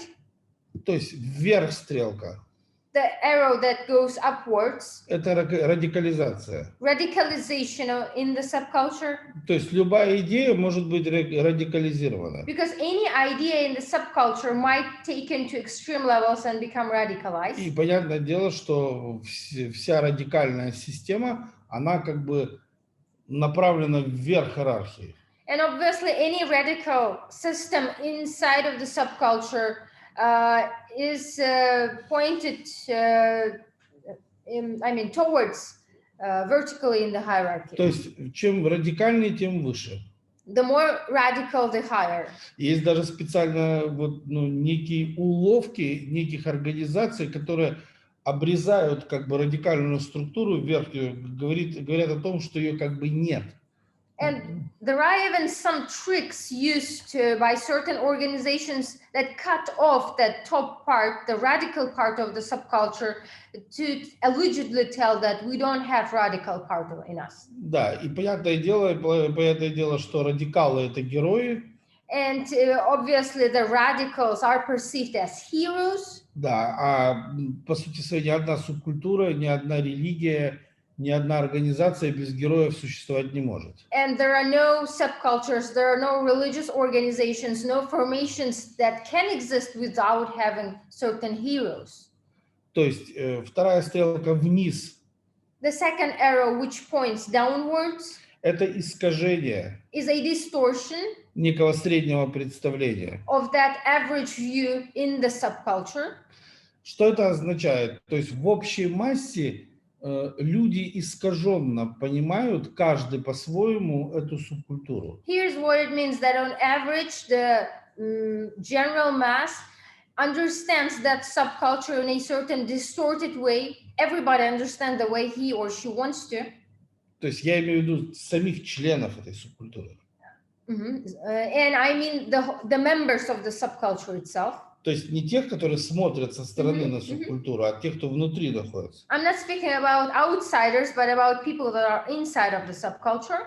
Да, и если вы один и тот же вопрос радикалу зададите на интервью и человеку, который, обыкновенный самый приверженец этой субкультуры, два ответа будут настолько кардинально разные. And asking the same question to the adherents of a subculture, who is a radical, for instance, and asking the same question who is just a regular member of the subculture, the answers of those two people would be completely different to the same question. И я это в свое время понял, когда изучал криминальную субкультуру Кейптауна. And when I was studying the criminal subculture of Cape Town in South Africa, I didn't understood that at that time. Я разговаривал с одним очень авторитетным человеком там. I was speaking with a highly authoritative figure of a particular subculture. И вот наш модератор Iryna, она как раз мне помогала с переводом, она присутствовала при этом разговоре. And our moderator today, Iryna, knows that conversation because she was helping with the translation on that day. Они как раз очень хорошо владеют холодным оружием. And they are really good in handling cold weapons. И мне было интересно, откуда у них это умение владеть холодным оружием у субкультуры. And I was interested, where from do they have that excellent skill of handling a cold weapon? И я как раз этому человеку задал вопрос, я говорю, а откуда у этих парней как бы умение владеть холодным оружием? And when I asked that person, where from those guys are so masterful in handling the weapon? Он улыбнулся и говорит, да они один-два удара ножом знают. And he smiled to me and said, well, the only thing that they know is one or two basically movements with a knife. This Это is it. в общей массе. And this is it, the general mass, this is what they know. Вот это вниз стрелка. It's about the arrow that looks downwards. А тот, с кем я разговаривал, And the person that I was talking to, он просто дьявол. he himself is like a devil. He knew just so much. Да, ему человека убить все равно, что вам зубы почистить. For him, the killing of a human being was like brushing the teeth for us. И у него очень высокий уровень фехтования. And he had a very high level of handling the cold weapon. Да, то есть по сути своей это два разных полюса вертикальных. In other words, in the same subcultures, these were like two different extremes. И это, в общем-то, во всем так. And this would relate in everything they do. То есть не только в фехтовании, но и в образе жизни, в общении, в навыках, в отношении, в философии, во всем. Those huge differences inside of the same culture translate to their lifestyle, to the way they talk, to the skills they have, to their worldview, to anything. То есть стрелка вправо. Now, moving to the arrow that looks to the right, Несогласие. it's about being not consent with something, Что порождает споры и разное понимание. which generates different arguments and different understanding. То есть вот на этом среднем уровне как бы люди пытаются искать, что ли, вот что-то, чтобы как бы понять всю эту субкультуру одновременно, являясь его приверженцем. And somewhere in the middle, an adherent of a subculture is in the position when he tries to grasp this subculture in its entirety. И тут, по сути, постоянно идет дискуссия. And it's all about constant discussion. Что правильно, что неправильно, так, эдак и так далее и тому подобное. About what would be right, what would be wrong, why this is done in this or that way. И люди с одинаковым представлением, они в мини-группы, как бы соединяются. And people that have similar understanding of something, they gather into small groups within the subculture. То есть, по сути своей, они как бы совместно пытаются решить этот вопрос, философский там или технический какой-то. As if trying to solve that philosophical or technical question together. И так как я много лет консультирую разные бизнесы в области менеджмента и безопасности и прочих вопросов. Since I've been consulting different businesses for a long time when it comes to security management and some other nuances, то как бы я вижу, что и в обыкновенных организациях вся эта система идентично работает точно так же, как и в субкультурах. I can see that in the organizations, in the businesses, this system works similarly when it comes to businesses. То есть вот эти неформальные группы, они везде образовываются. Вот это то, что стрелка вправо. Как бы. Because this arrow to the right, basically small, tiny groups, not formal groups, they form everywhere, even in the regular business. We always have people. И как бы руководство не пыталось их атомизировать, они все равно вот с друг другом пытаются где-то на кухне, там, найти место, где вот вступить в эту дискуссию. And it doesn't matter how the management tries to atomize those people. There will be always people where they're trying to come together in a group and discuss something, be it in the kitchen, anywhere. И влево стрелка. And then another arrow that looks to the left. Апелляция к прошлому. It's appealing to the past events. То есть это люди, которые сидят и думают, вот когда я пришел в эту субкультуру, вот все же было не так, да, то есть как бы. So to give an example, it's about when a person sits and thinks, well, when I came to a subculture many years ago, everything was different, not the way it's today. как наш президент Джереми Крас говорит, вот я как бы мамонт, я уже это полезное ископаемое, да? Just like the president, Professor Jerome Krase says that he is the dinosaur in the field of sociology. Да, тогда не было такой социологии, да. Because back then the sociology was different than it's today. Sorry, дорогой друг. Sorry, dear friend. И получается такая ситуация, что когда мы входим внутрь субкультуры, So the situation is the following: when we immerse ourselves into a particular subculture, у нас точка контакта где-то в одном из 5 вот этих точек. the point of our contact with that subculture comes to one of these 5 points. It could be somewhere in the middle, or we might be meeting with a person who is radical or has a distorted view, etc. И получается, человек начинает изучать, и он начинает изучать вот субкультуру в одной точке. And when a person, the scholar, starts studying a subculture, he ends up studying a subculture from a specific point. И получается, что он изучил только 1/5 этой субкультуры. And once he has done with his research, it turns out that he just finished 1/5 of his study. Да. И ему кажется, что это и есть так выглядит эта субкультура. And it might seem to him that this is the way the entire subculture looks like. То есть и он дальше не идет. And he doesn't move forward.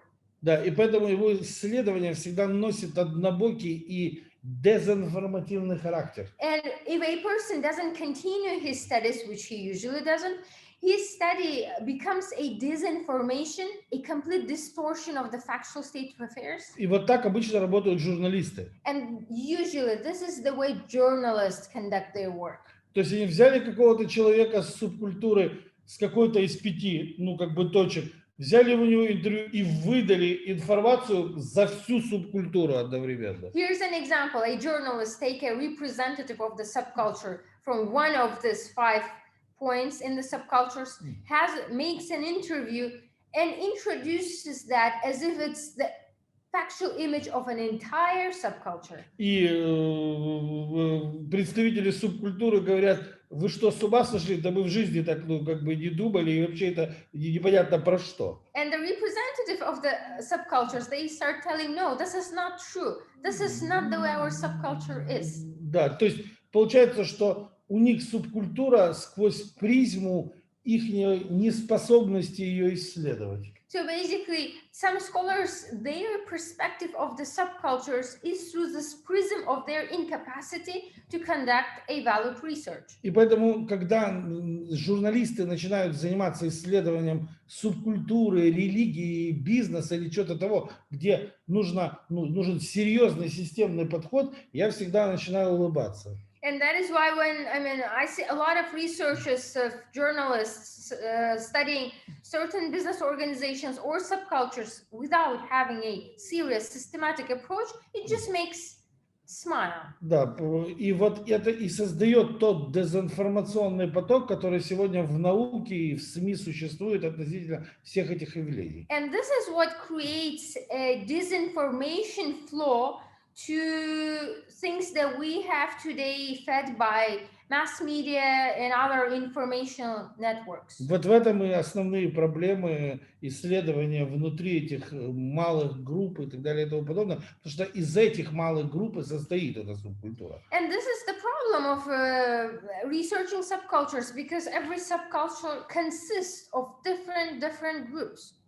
Да, и поэтому как бы если вы всю субкультуру не исследуете, то вы никогда не поймете, что это такое. And if one doesn't research the subculture in its entirety, it's impossible to get a complete picture of what it is. И если вы не видите этого радикального звена, это не значит, что его не существует. And in cases when we do not see that radical part of the subculture, it doesn't mean that it doesn't exist there. Надо его искать. One has to search for it. И до тех пор, пока не найдете. Until he finds that radical. И пока вы все 5 точек не пройдете, вам нельзя садиться писать работу. And unless one goes through all these 5 points, 5 different arrows in the subcultures, the work should not be considered to be finished. I mean, he shouldn't start writing the work. Потому что это 5 взглядов, которые формируют комплексную философию этой субкультуры. Because it's about 5 different perspectives on the subculture, which actually forms a holistic, comprehensive view of it.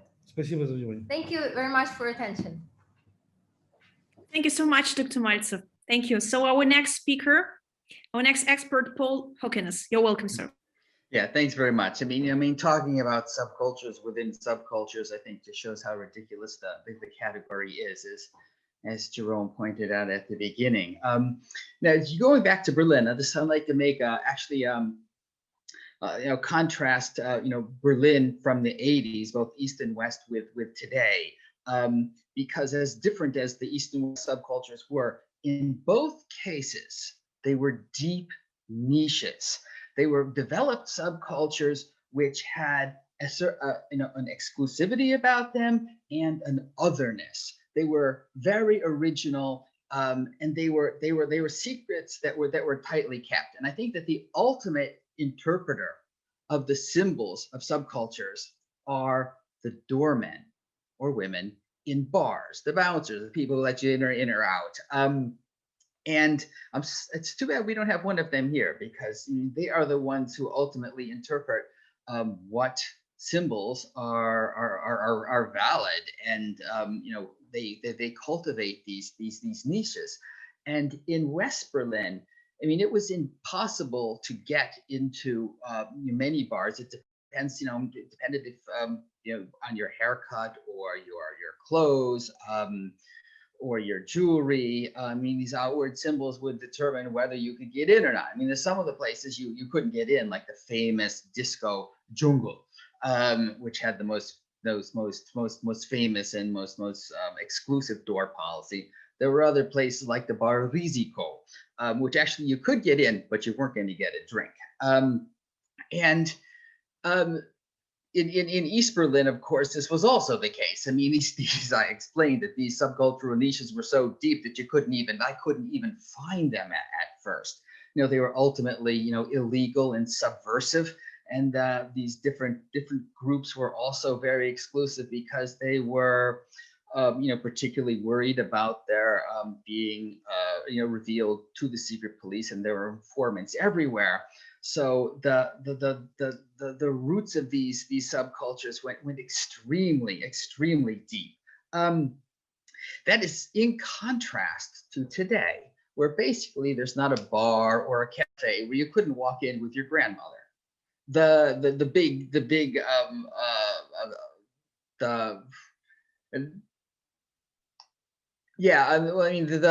Where that is not the case is, of course, the clubs. I mean, the most exclusive door policy in the world these days, of course, is Berghain, and the doorman Sven with his tattoos, and who gets in or who doesn't get into Berghain, determines who's cool or not. But still, the subcultural niches are very shallow now in Berlin. At least that's the way I see them. And I think this is a result of 3 things that have, I think, changed Berlin dramatically over the old days. The first, of course, is the gentrification. There's not only are the living quarters and rooms that artists would use for ateliers or bands might use for practice rooms or whatever, is it also expensive that you can't live the way you had in West Berlin, which is particularly easy because it was so subsidized. I mean, there are many different ways you could get by very easily, and that is no longer the case. That's one thing. The second thing, of course, is the mass tourism. The tourists have so overrun and the clubs in particular, but I mean all of Berlin, that they've really kind of made a mockery of subculture. They've exploited the subculture themselves, and to what extent? I mean, one of the best examples is Tresor and Bernardo. I'm actually writing a book about Tresor right now, so I want to be in touch with you later about the Berlin-Detroit connection, because that was so important. But I mean, Tresor in the 90s, for example, was an extraordinarily original place. where there was this connection at the time between the Detroit techno scene, and Dmitry Hegemon, the mastermind of Trezor, brought these DJs over. Trezor was a place that, I mean, it was much more than a disco or a nightclub. You know, it had its own subculture, which it cultivated with this Berlin Detroit connection, which was really phenomenal. It's a very original place. You know, today Trezor still exists. Actually, I was there yesterday. Not in the club itself, but you know, it's basically nothing more than a disco now. You know, it's a money-making vehicle for Dmitry, who also does many other things with the Trezor and with the Trezor labor and the Berlinix, and etc. But the mass tourism has really watered down subculture across Berlin. And then, of course, the third thing, which is probably the most despicable of all, is the commodification of subculture. I mean, nowhere is better example of how subculture has been, you know, turned into a money-making machine than in Berlin. I can remember during the 1990s when Berlin was really down and out, and the city government of Berlin, they tried to refashion it as like they're going to make it a center of finance, you know, bigger than Frankfurt, and they're going to get this big airport that was, you know, bigger than Frankfurt, and you know, there are all these different kind of concepts that they had of what Berlin was going to be. And it wasn't until, and they were basically denying that that there were all of these different subcultural places going on. Trezor, but also of the different, I mean, you could rent a storefront shop or squat one. There were all kinds of different spaces where Brits and Americans had bombed the buildings, and they were never really, nothing had been built up there before. I mean, it was a wonderful thing about Berlin, that there were all of these different spaces where parties could happen, or bands could play, or artists could do murals on the walls. And you know, gentrification has filled that in. The commodification, that's what I wanted to talk about, the commodification that they have, that the world of business has gotten their hands on many of the different symbols that made Berlin cool and quirky, and that made these subcultures exclusive. And there have been many examples, but one that I use in my book, I don't know if actually anyone can see this, is I'm going to show you a picture of Terry Noir, who was one of the most famous wall artists during the West Berlin days. He was the guy who did the big colorful bubbleheads that you must know. Well, here's a picture of him actually sitting on a refrigerator where he's got the bubble sign in the back and what looks like the wall. Yeah, you can see it, can't you? Yeah. Yeah. He's going to call him an artist now would be a joke. He's simply turning this very simplistic you know, bubblehead person, which might have been quirky 30 years ago, but now it's used for commercial purposes, or he sells, you know, keychains and lighters and coffee mugs with those symbols on them. One of the artists who took a very different stand was the Italian artist Blue, who had two very famous murals on the side of one of the buildings that had been bombed out, and so there was a big empty wall. And he had some also graced 1,000 postcards, but I don't think he made any money off it. But just a second, sorry.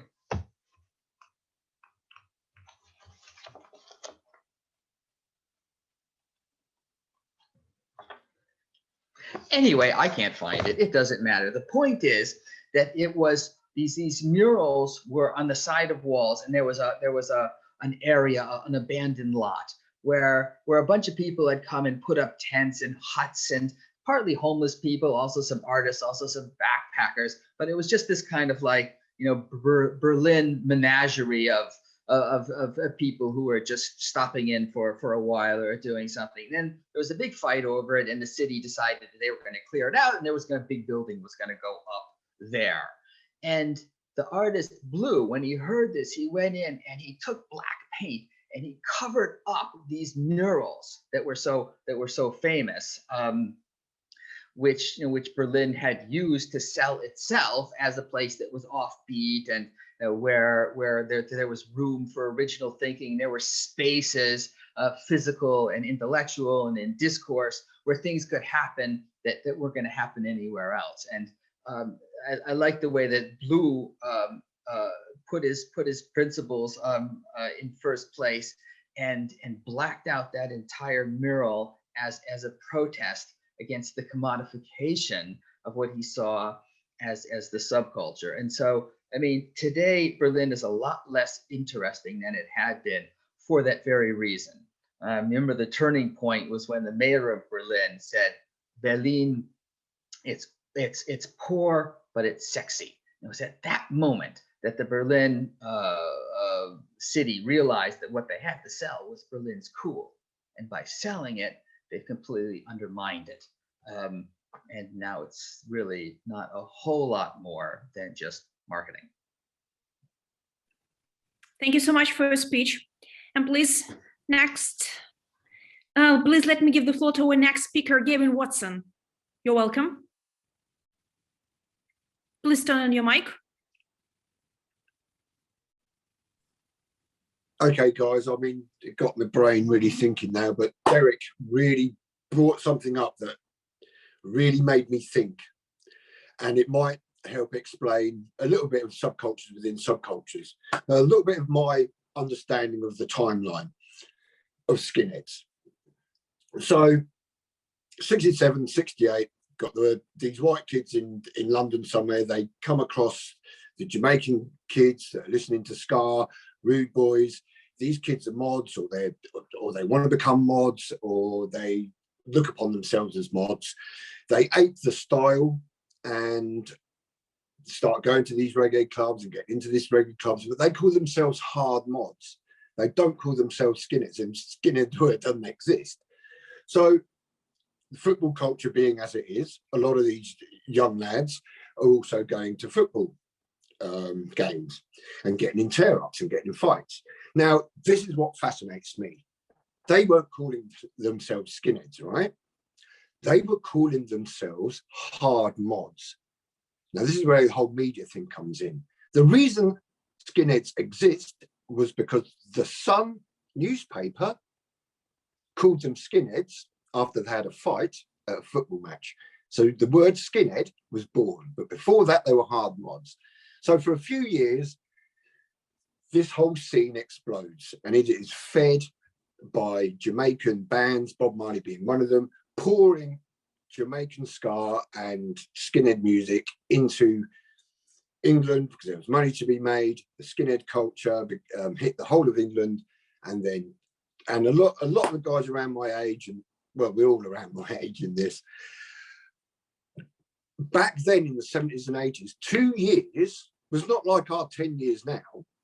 It was like David Bowie, 2 years, boom, bomb, gone. Led Zeppelin, 2 years, bomb, gone. You know, Pink Floyd, 2 years, gone. It was like a 2-year process. Supertramp, cleaning up. A week later, Sex Pistols on the television. It's over for prog rock. I mean, not in a week. So things changed at a different pace. So we continue on with the evolution. Within 2 years, by 72, everyone's wearing flares and they're growing. The skinhead thing is gone. It's gone. So we get up to 76 and punk explodes as a reaction against whatever. And out of that reaction with the punks come this new breed of skinheads. And this is where Derek comes in and starts meets these. I'll get to the bit a little bit later in what I'm talking about. So around 77, 78, I am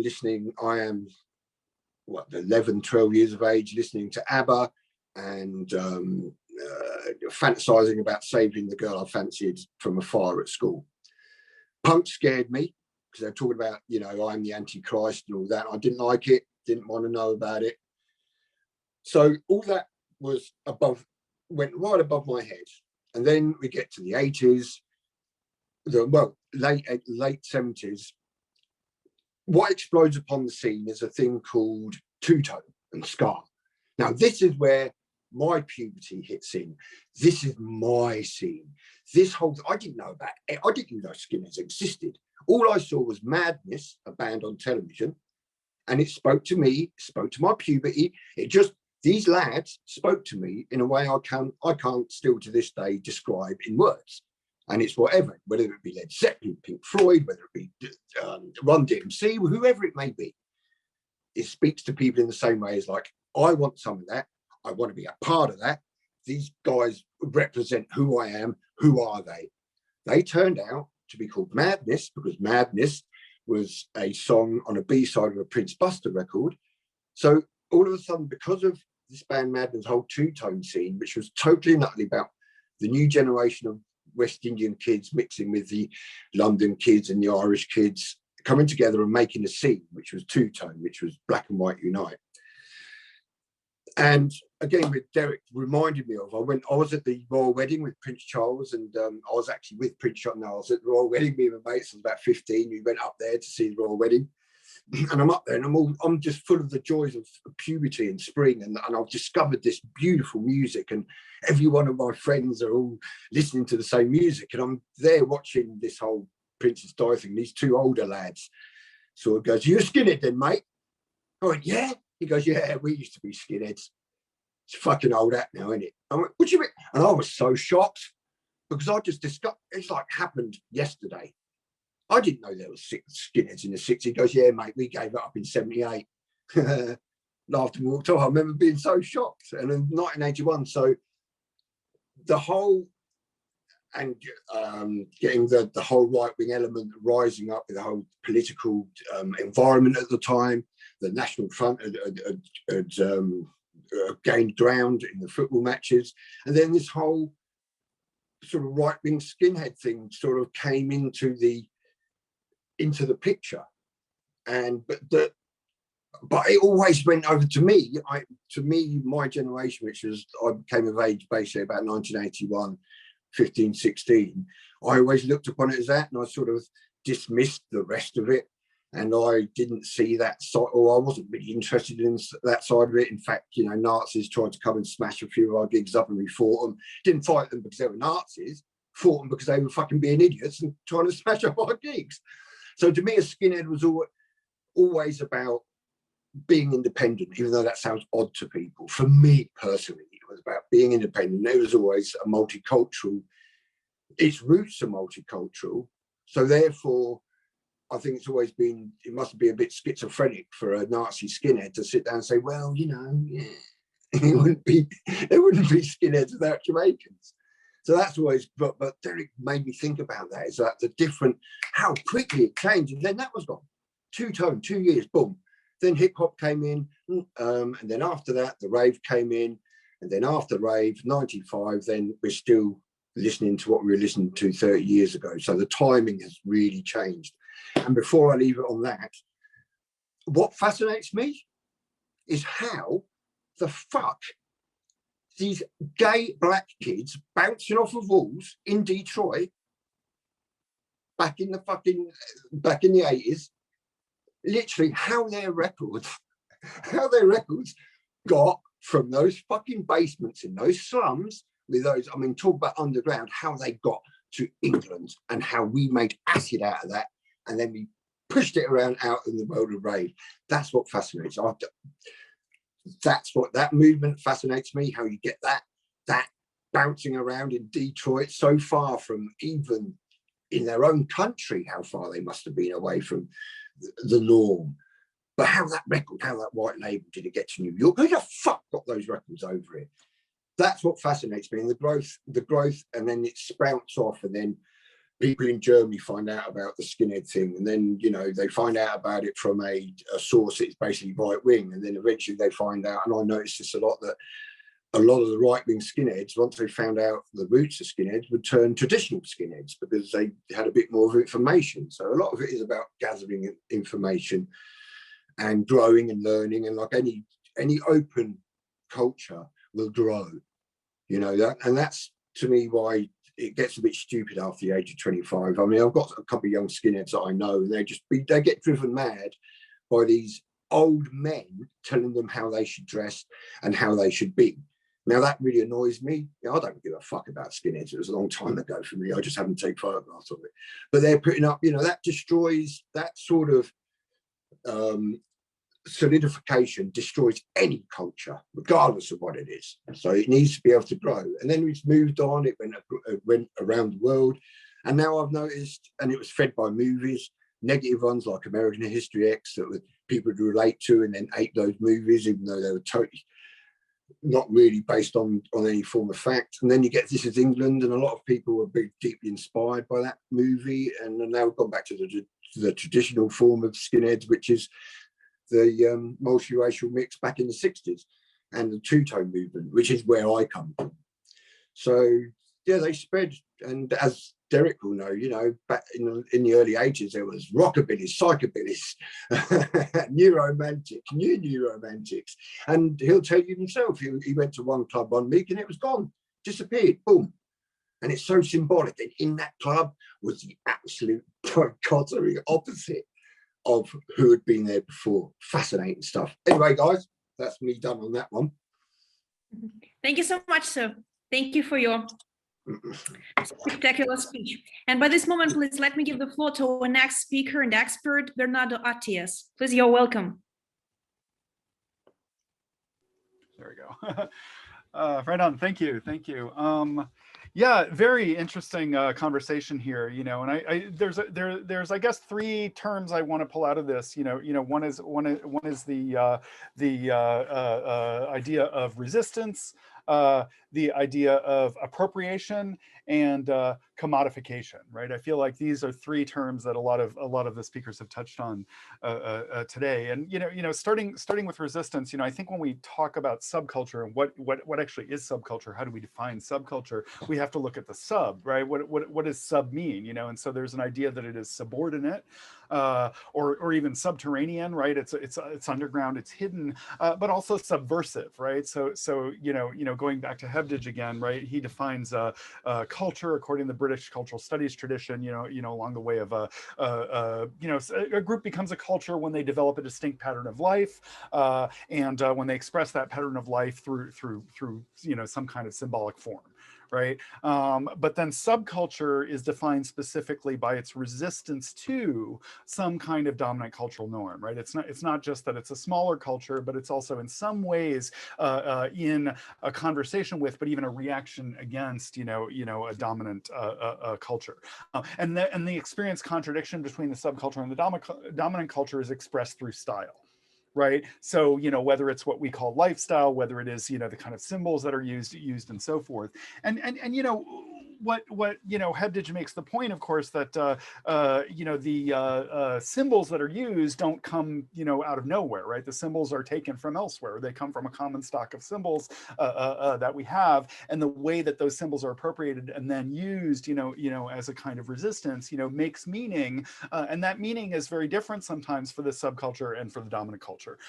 Ross gave the example earlier of the use of the swastika by punks, right? Who didn't necessarily want the swastika as a racist symbol, right? They wanted to use the swastika as a symbol that would just offend everybody and kind of express a certain nihilism, or just a certain we're distinct from the rest of you.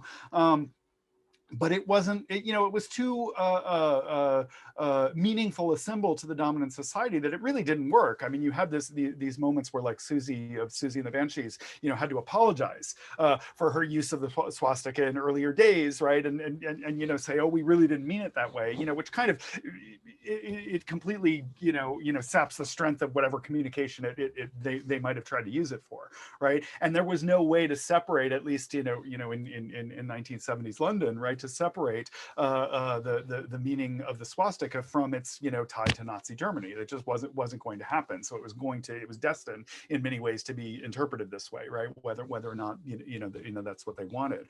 But in any case, whatever the symbol, most symbols aren't quite that powerful in that sense. Whatever the symbol, it comes from a common stock of symbols. It is what Hebdige refers to as raw materials, right? Of existence. existence that can then be drawn from in order to create new meaning and establish a sense of identity. Now, by the way, when we talk about subcultures as resistant to dominant cultures, it doesn't necessarily mean that the subculture is always anti-culture, and that's another theme that comes up in research in subcultural studies, really going back to the 1950s, right? Which finds that many subcultures that maybe seem on the surface to be against the dominant culture, like in a lot of the 50s research on street gangs, that they actually shared and even reinforced the value systems of those dominant cultures. And so it may seem like a subterranean value system, at least as expressed symbolically, but often it's actually reaffirming and supporting, right, the dominant value system once you look at it more closely. And I think that's where a multi-dimensional approach to the subculture kind of reveals these things that may not be obvious from the surface, right? If you just like if you just look at the swastika, being used on somebody's leather jacket, your immediate impression is, well, that person's a racist, that person's a Nazi, or whatever else.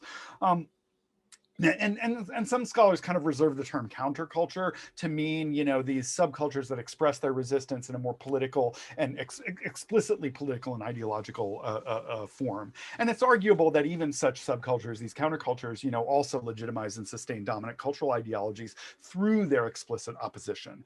And in this light, I think, Cohen's research on moral panics is really instructive. And there's an immense wealth of subcultural scholarship that's influenced by this idea of moral panics. Even Hebdage's work on punk rock, notices that the moral panic that responded to punk rock kind of allowed punk rock to be co-opted and commercialized in a very quick, amount of time. Just a couple of years. Absolutely.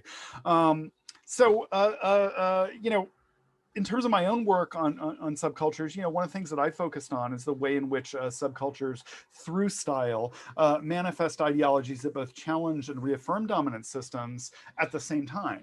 And I'm interested then, when we look at this idea of appropriation, right, the way that subcultures' use of raw materials available to them take the form of a kind of appropriation, sometimes from other subcultures, right? And I think, the story of the skinheads that Gavin is telling is very interesting in that light, right? Taking black music and appropriating it, and then eventually you have these Nazi groups or these racist groups appropriating skinhead culture and calling themselves skinheads, and not even realizing probably at first that they're really engaged in a dialogue with black culture at that moment. And so for me, I think one of the things I'm working with is trying to understand cultural appropriation less from the kind of binary perspective, which is this idea that, well, if you appropriate, you're either celebrating the subculture or you're commercializing and stealing and hence trivializing the other culture, right? There's this kind of binary opposition between a respectful appropriation and a disrespectful or a trivializing appropriation.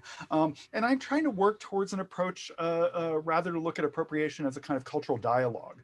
And the dialogue being not between authentic cultures per se, right? But rather between a kind of imagined cultures, or really in the spaces between imagined cultures, right? What do we imagine that our identities to be in these groups, and what kind of dialogue goes on there? And so these imagined cultures are authenticated not really through reference to a cultural essence, but rather through performance. And in such performance, the dynamics and methods of curation, right, which is another term that I've been working with, at least with DJ culture, is developed in very specific ways. And for me, just to kind of conclude with this example of DJ culture, I look at the way that certain musical styles play a pretty critical role in a kind of cultural dialogue. So I try to understand DJ subcultures as, I said, cultures of curation, right? The act of curation is collecting, selecting, organizing, and then sharing. Right, whether it's art in a museum or whether it's a DJ planning a DJ set and using the DJ set to tell a story. So currently, I'm aiming to explore this relation in particular through a couple of case studies. One being Jamaican dance hall's appropriation of British rock music in the extremely popular dance hall rhythm that's called slang tang. Which some journalists have actually kind of found that this rhythm comes from a keyboard keyboard that was pre-programmed with a British rock song from the 1970s, and then they appropriated that rhythm because it was just easy to press a button and have it play on the keyboard, and that's become one of the most popular rhythms in Jamaican dancehall music. And then the other example that I'm kind of interested in here is the rise of hybrid electronic dance music styles that are sometimes sardonically referred to as global ghetto tech, right? Illustrated by pop stars who are themselves culturally hybrid, right? But have emerged nevertheless from European dance floor contexts like MIA, Jacuzzi, or Sevdaliza. These are all artists who are kind of appropriating various styles of world music to create a certain dance floor sound. And for me, I'm interested in looking at these different examples as examples of curatorial performance, right? They're curating, their own music collections in order to express themselves. But in expressing themselves, they're doing it through appropriation. But that appropriation, for me, I think can signify a kind of dialogue rather than just a stealing. So I think that I guess that's where I'll conclude. But thank you. Yeah. Thank you so much, Professor Attias. Thank you. And the conversation will continue. Our next speaker, please, Derek Rogers. You are given the floor. Welcome. Can you hear me? Sure. Okay, good, fantastic. Okay, I'm going to confine myself to being quite brief because a lot of what is being spoken about, I'm not really qualified to talk about. I'm not a sociologist, but I've noticed that the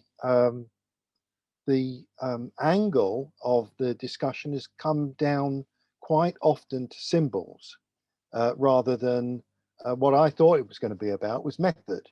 And but that's quite interesting because one of the things that I noticed when I was trying to photograph the skinheads to begin with, not that I was recognizing their symbols, but they were recognizing my symbols.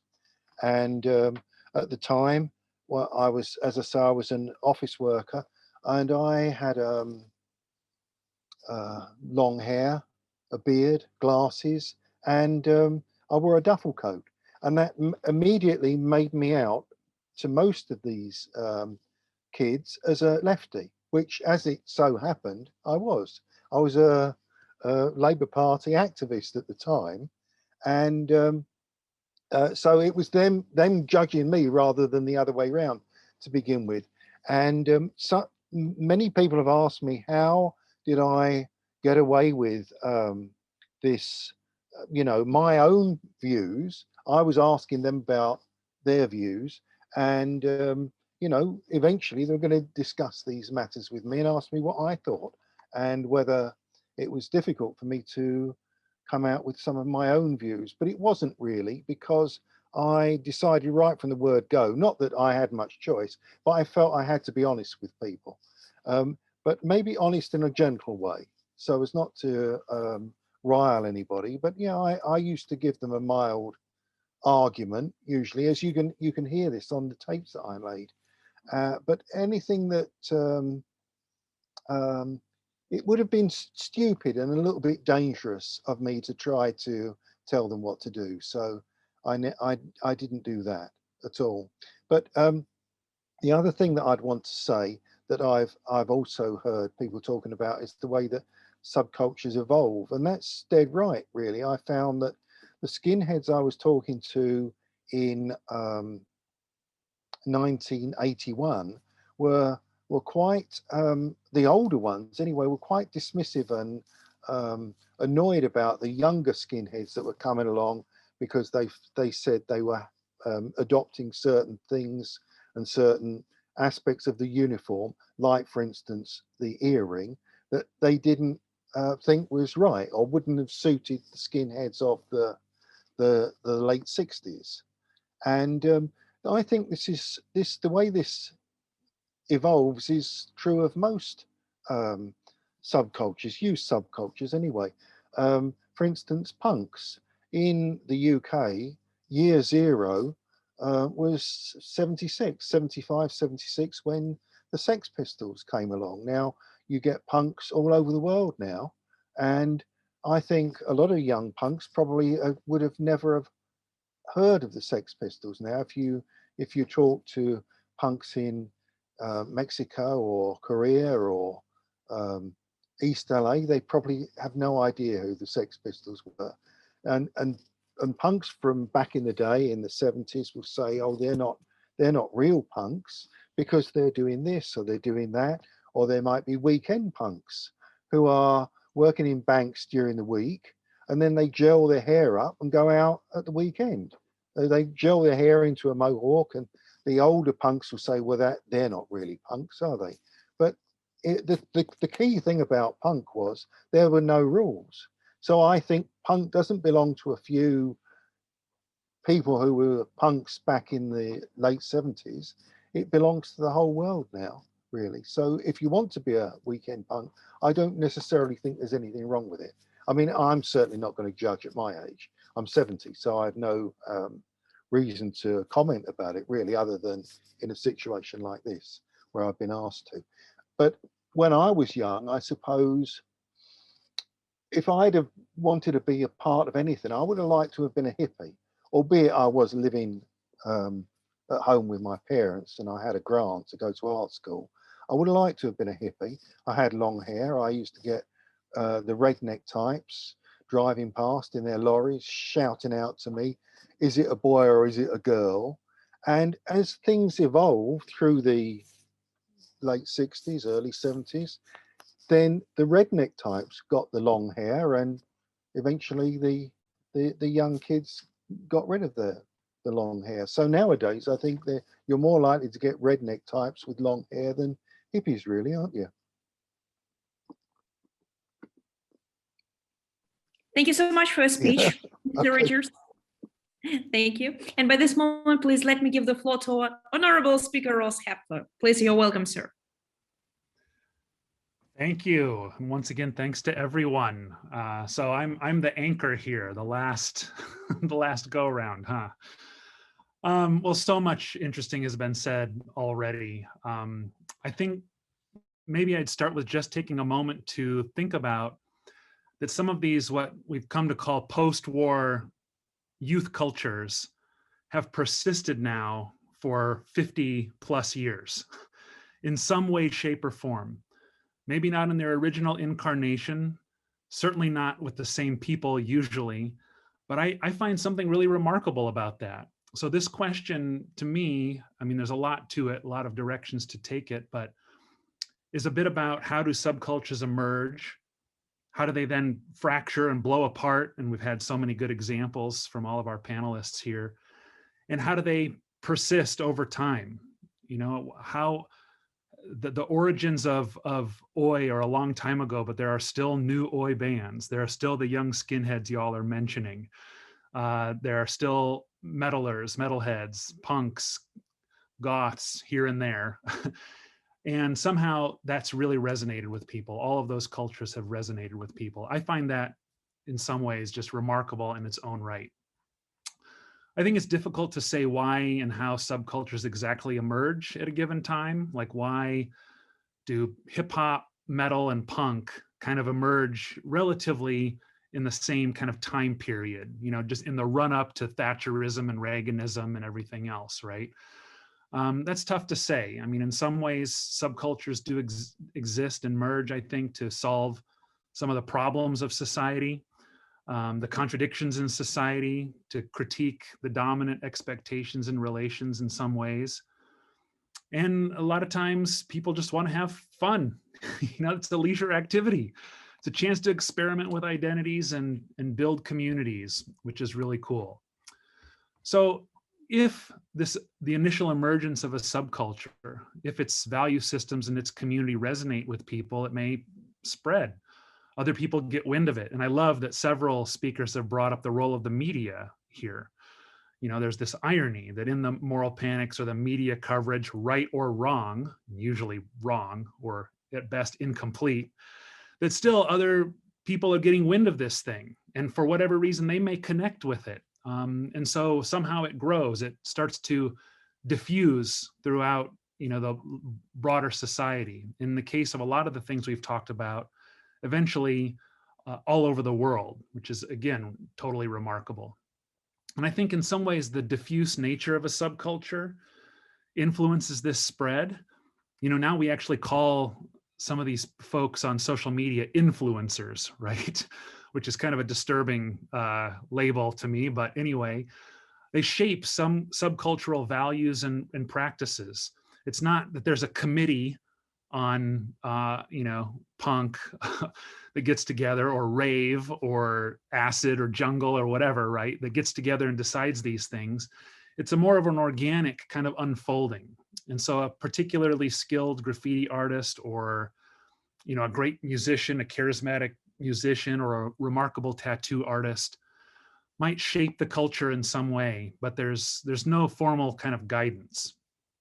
So what happens then is it spreads and people start reading about it in different contexts. Maybe a band starts touring around. The Sex Pistols come to the States, the Ramones go to the UK. There's this organic kind of spreading, but people start adapting whatever the subcultural, you know, lifestyles were to their own situations. And they start bringing their own interests and ideas to it. So heavy metal becomes stoner metal, doom metal, black metal, death metal, hair metal. And I mean, I could list another 20 different kinds of metal, right? All these countless incarnations. Something like otaku, you know, fans of Japanese manga and anime. I mean, there's so many different subgenres and subgroups and ways that they appropriate elements of pop culture. So there's this fracturing that happens here. And especially, I think this gets accelerated, you know, in the digital age and the social media age, although it starts well before, in this kind of intermingling of styles. You know, what Ted Polemus calls the supermarket of style, right? People start borrowing and almost shopping for different styles, that there's not so much distinct boundaries, but a mix-up, a mashup of all of these different things together. Intersections of punk and hip hop, of electronic dance music, and metal, you know, all these different mashups, which kind of raises the question of whether, and several colleagues have raised this question, whether there are even subcultures almost at all. Is that idea even worth talking about anymore? I would argue it still is as a concept, but that's another discussion. So let me end up with just a few ideas on the persistence. You know, how do these things persist over time, even as they're constantly changing and fracturing, and there's no coherence to them even in the moment. And I appreciate that several of you have, you know, mentioned the whole commercialization and commodification angle here. That's so important. That may draw some condemnation, you know, from and surveillance from authorities, but also leads to this diffusion, you know, this spreading, and what the you know, the Birmingham School scholars also called diffusion, like the taking away of the initial resistance, the sting, the subversiveness of it in many cases. But what I find in my own work is that even as many of these things become co-opted, become widely accessible and appropriated, usually there emerges another generation, or even a crusty old timer that see that commercialization and are like, fuck that, I'm gonna do the real thing. And so there's this constant relationship between what we call the underground and the commercialized, you know, kind of appropriation of whatever it is. There's a constant back and forth. There's not a boundary there. They're always overlapping. But I can tell you all kinds of underground spaces in different cities, you know, around the world, basement shows, spaces where, you know, you don't know how to get there unless you know a punk. It says that on the flyer for the show. Where is it at? Ask a punk. You either know or you don't.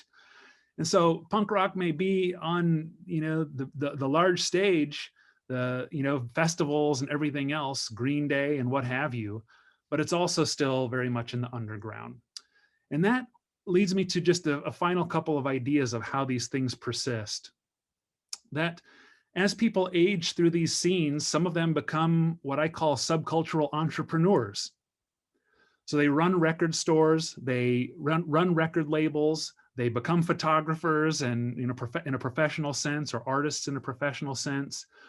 And they bring the resources, both the material and the knowledge resources, to keep a space going, a venue going, you know, an art space going, to pass on some of that knowledge to the next, you know, the next generation. And so I see a real, in my work, a real intergenerational thing happening with these scenes. You know, I really appreciate Gavin's, you know, point about, you know, if you're over 25, like cut it out. Like, I don't want to see the 65-year-olds, you know, dropping ecstasy, you know, at the supposedly underground rave. At the same time, there's something really powerful about this back and forth. And I think the scenes that persist somehow make that happen. And there are scenes that don't make this happen very well.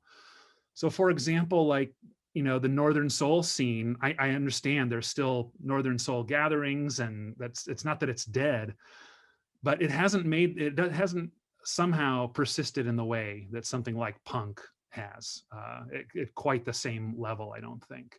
Same thing with goth.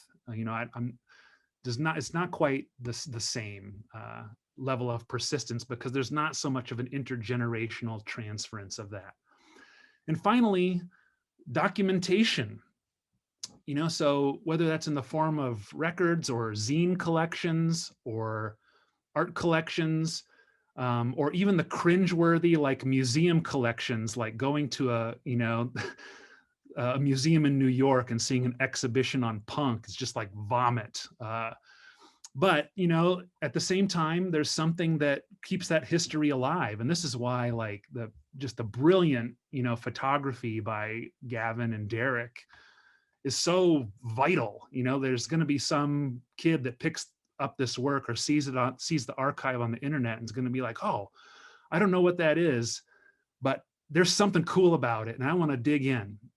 And when I study like younger people in these subcultures, what I find is that because of the documentation that's happened, and because of especially things like YouTube, that they'll often work their way backwards. They might not know the two-tone stuff initially, but they start here and then they go there and then they go there, and pretty soon they're listening to some really cool, you know, music that's a little closer to the origin, you know, of the scene. So somehow these things persist. They're always changing and evolving, but they persist. And I find that just incredibly remarkable, even if, you know, as a subculturist myself, I can be critical of sometimes it was better back in the day.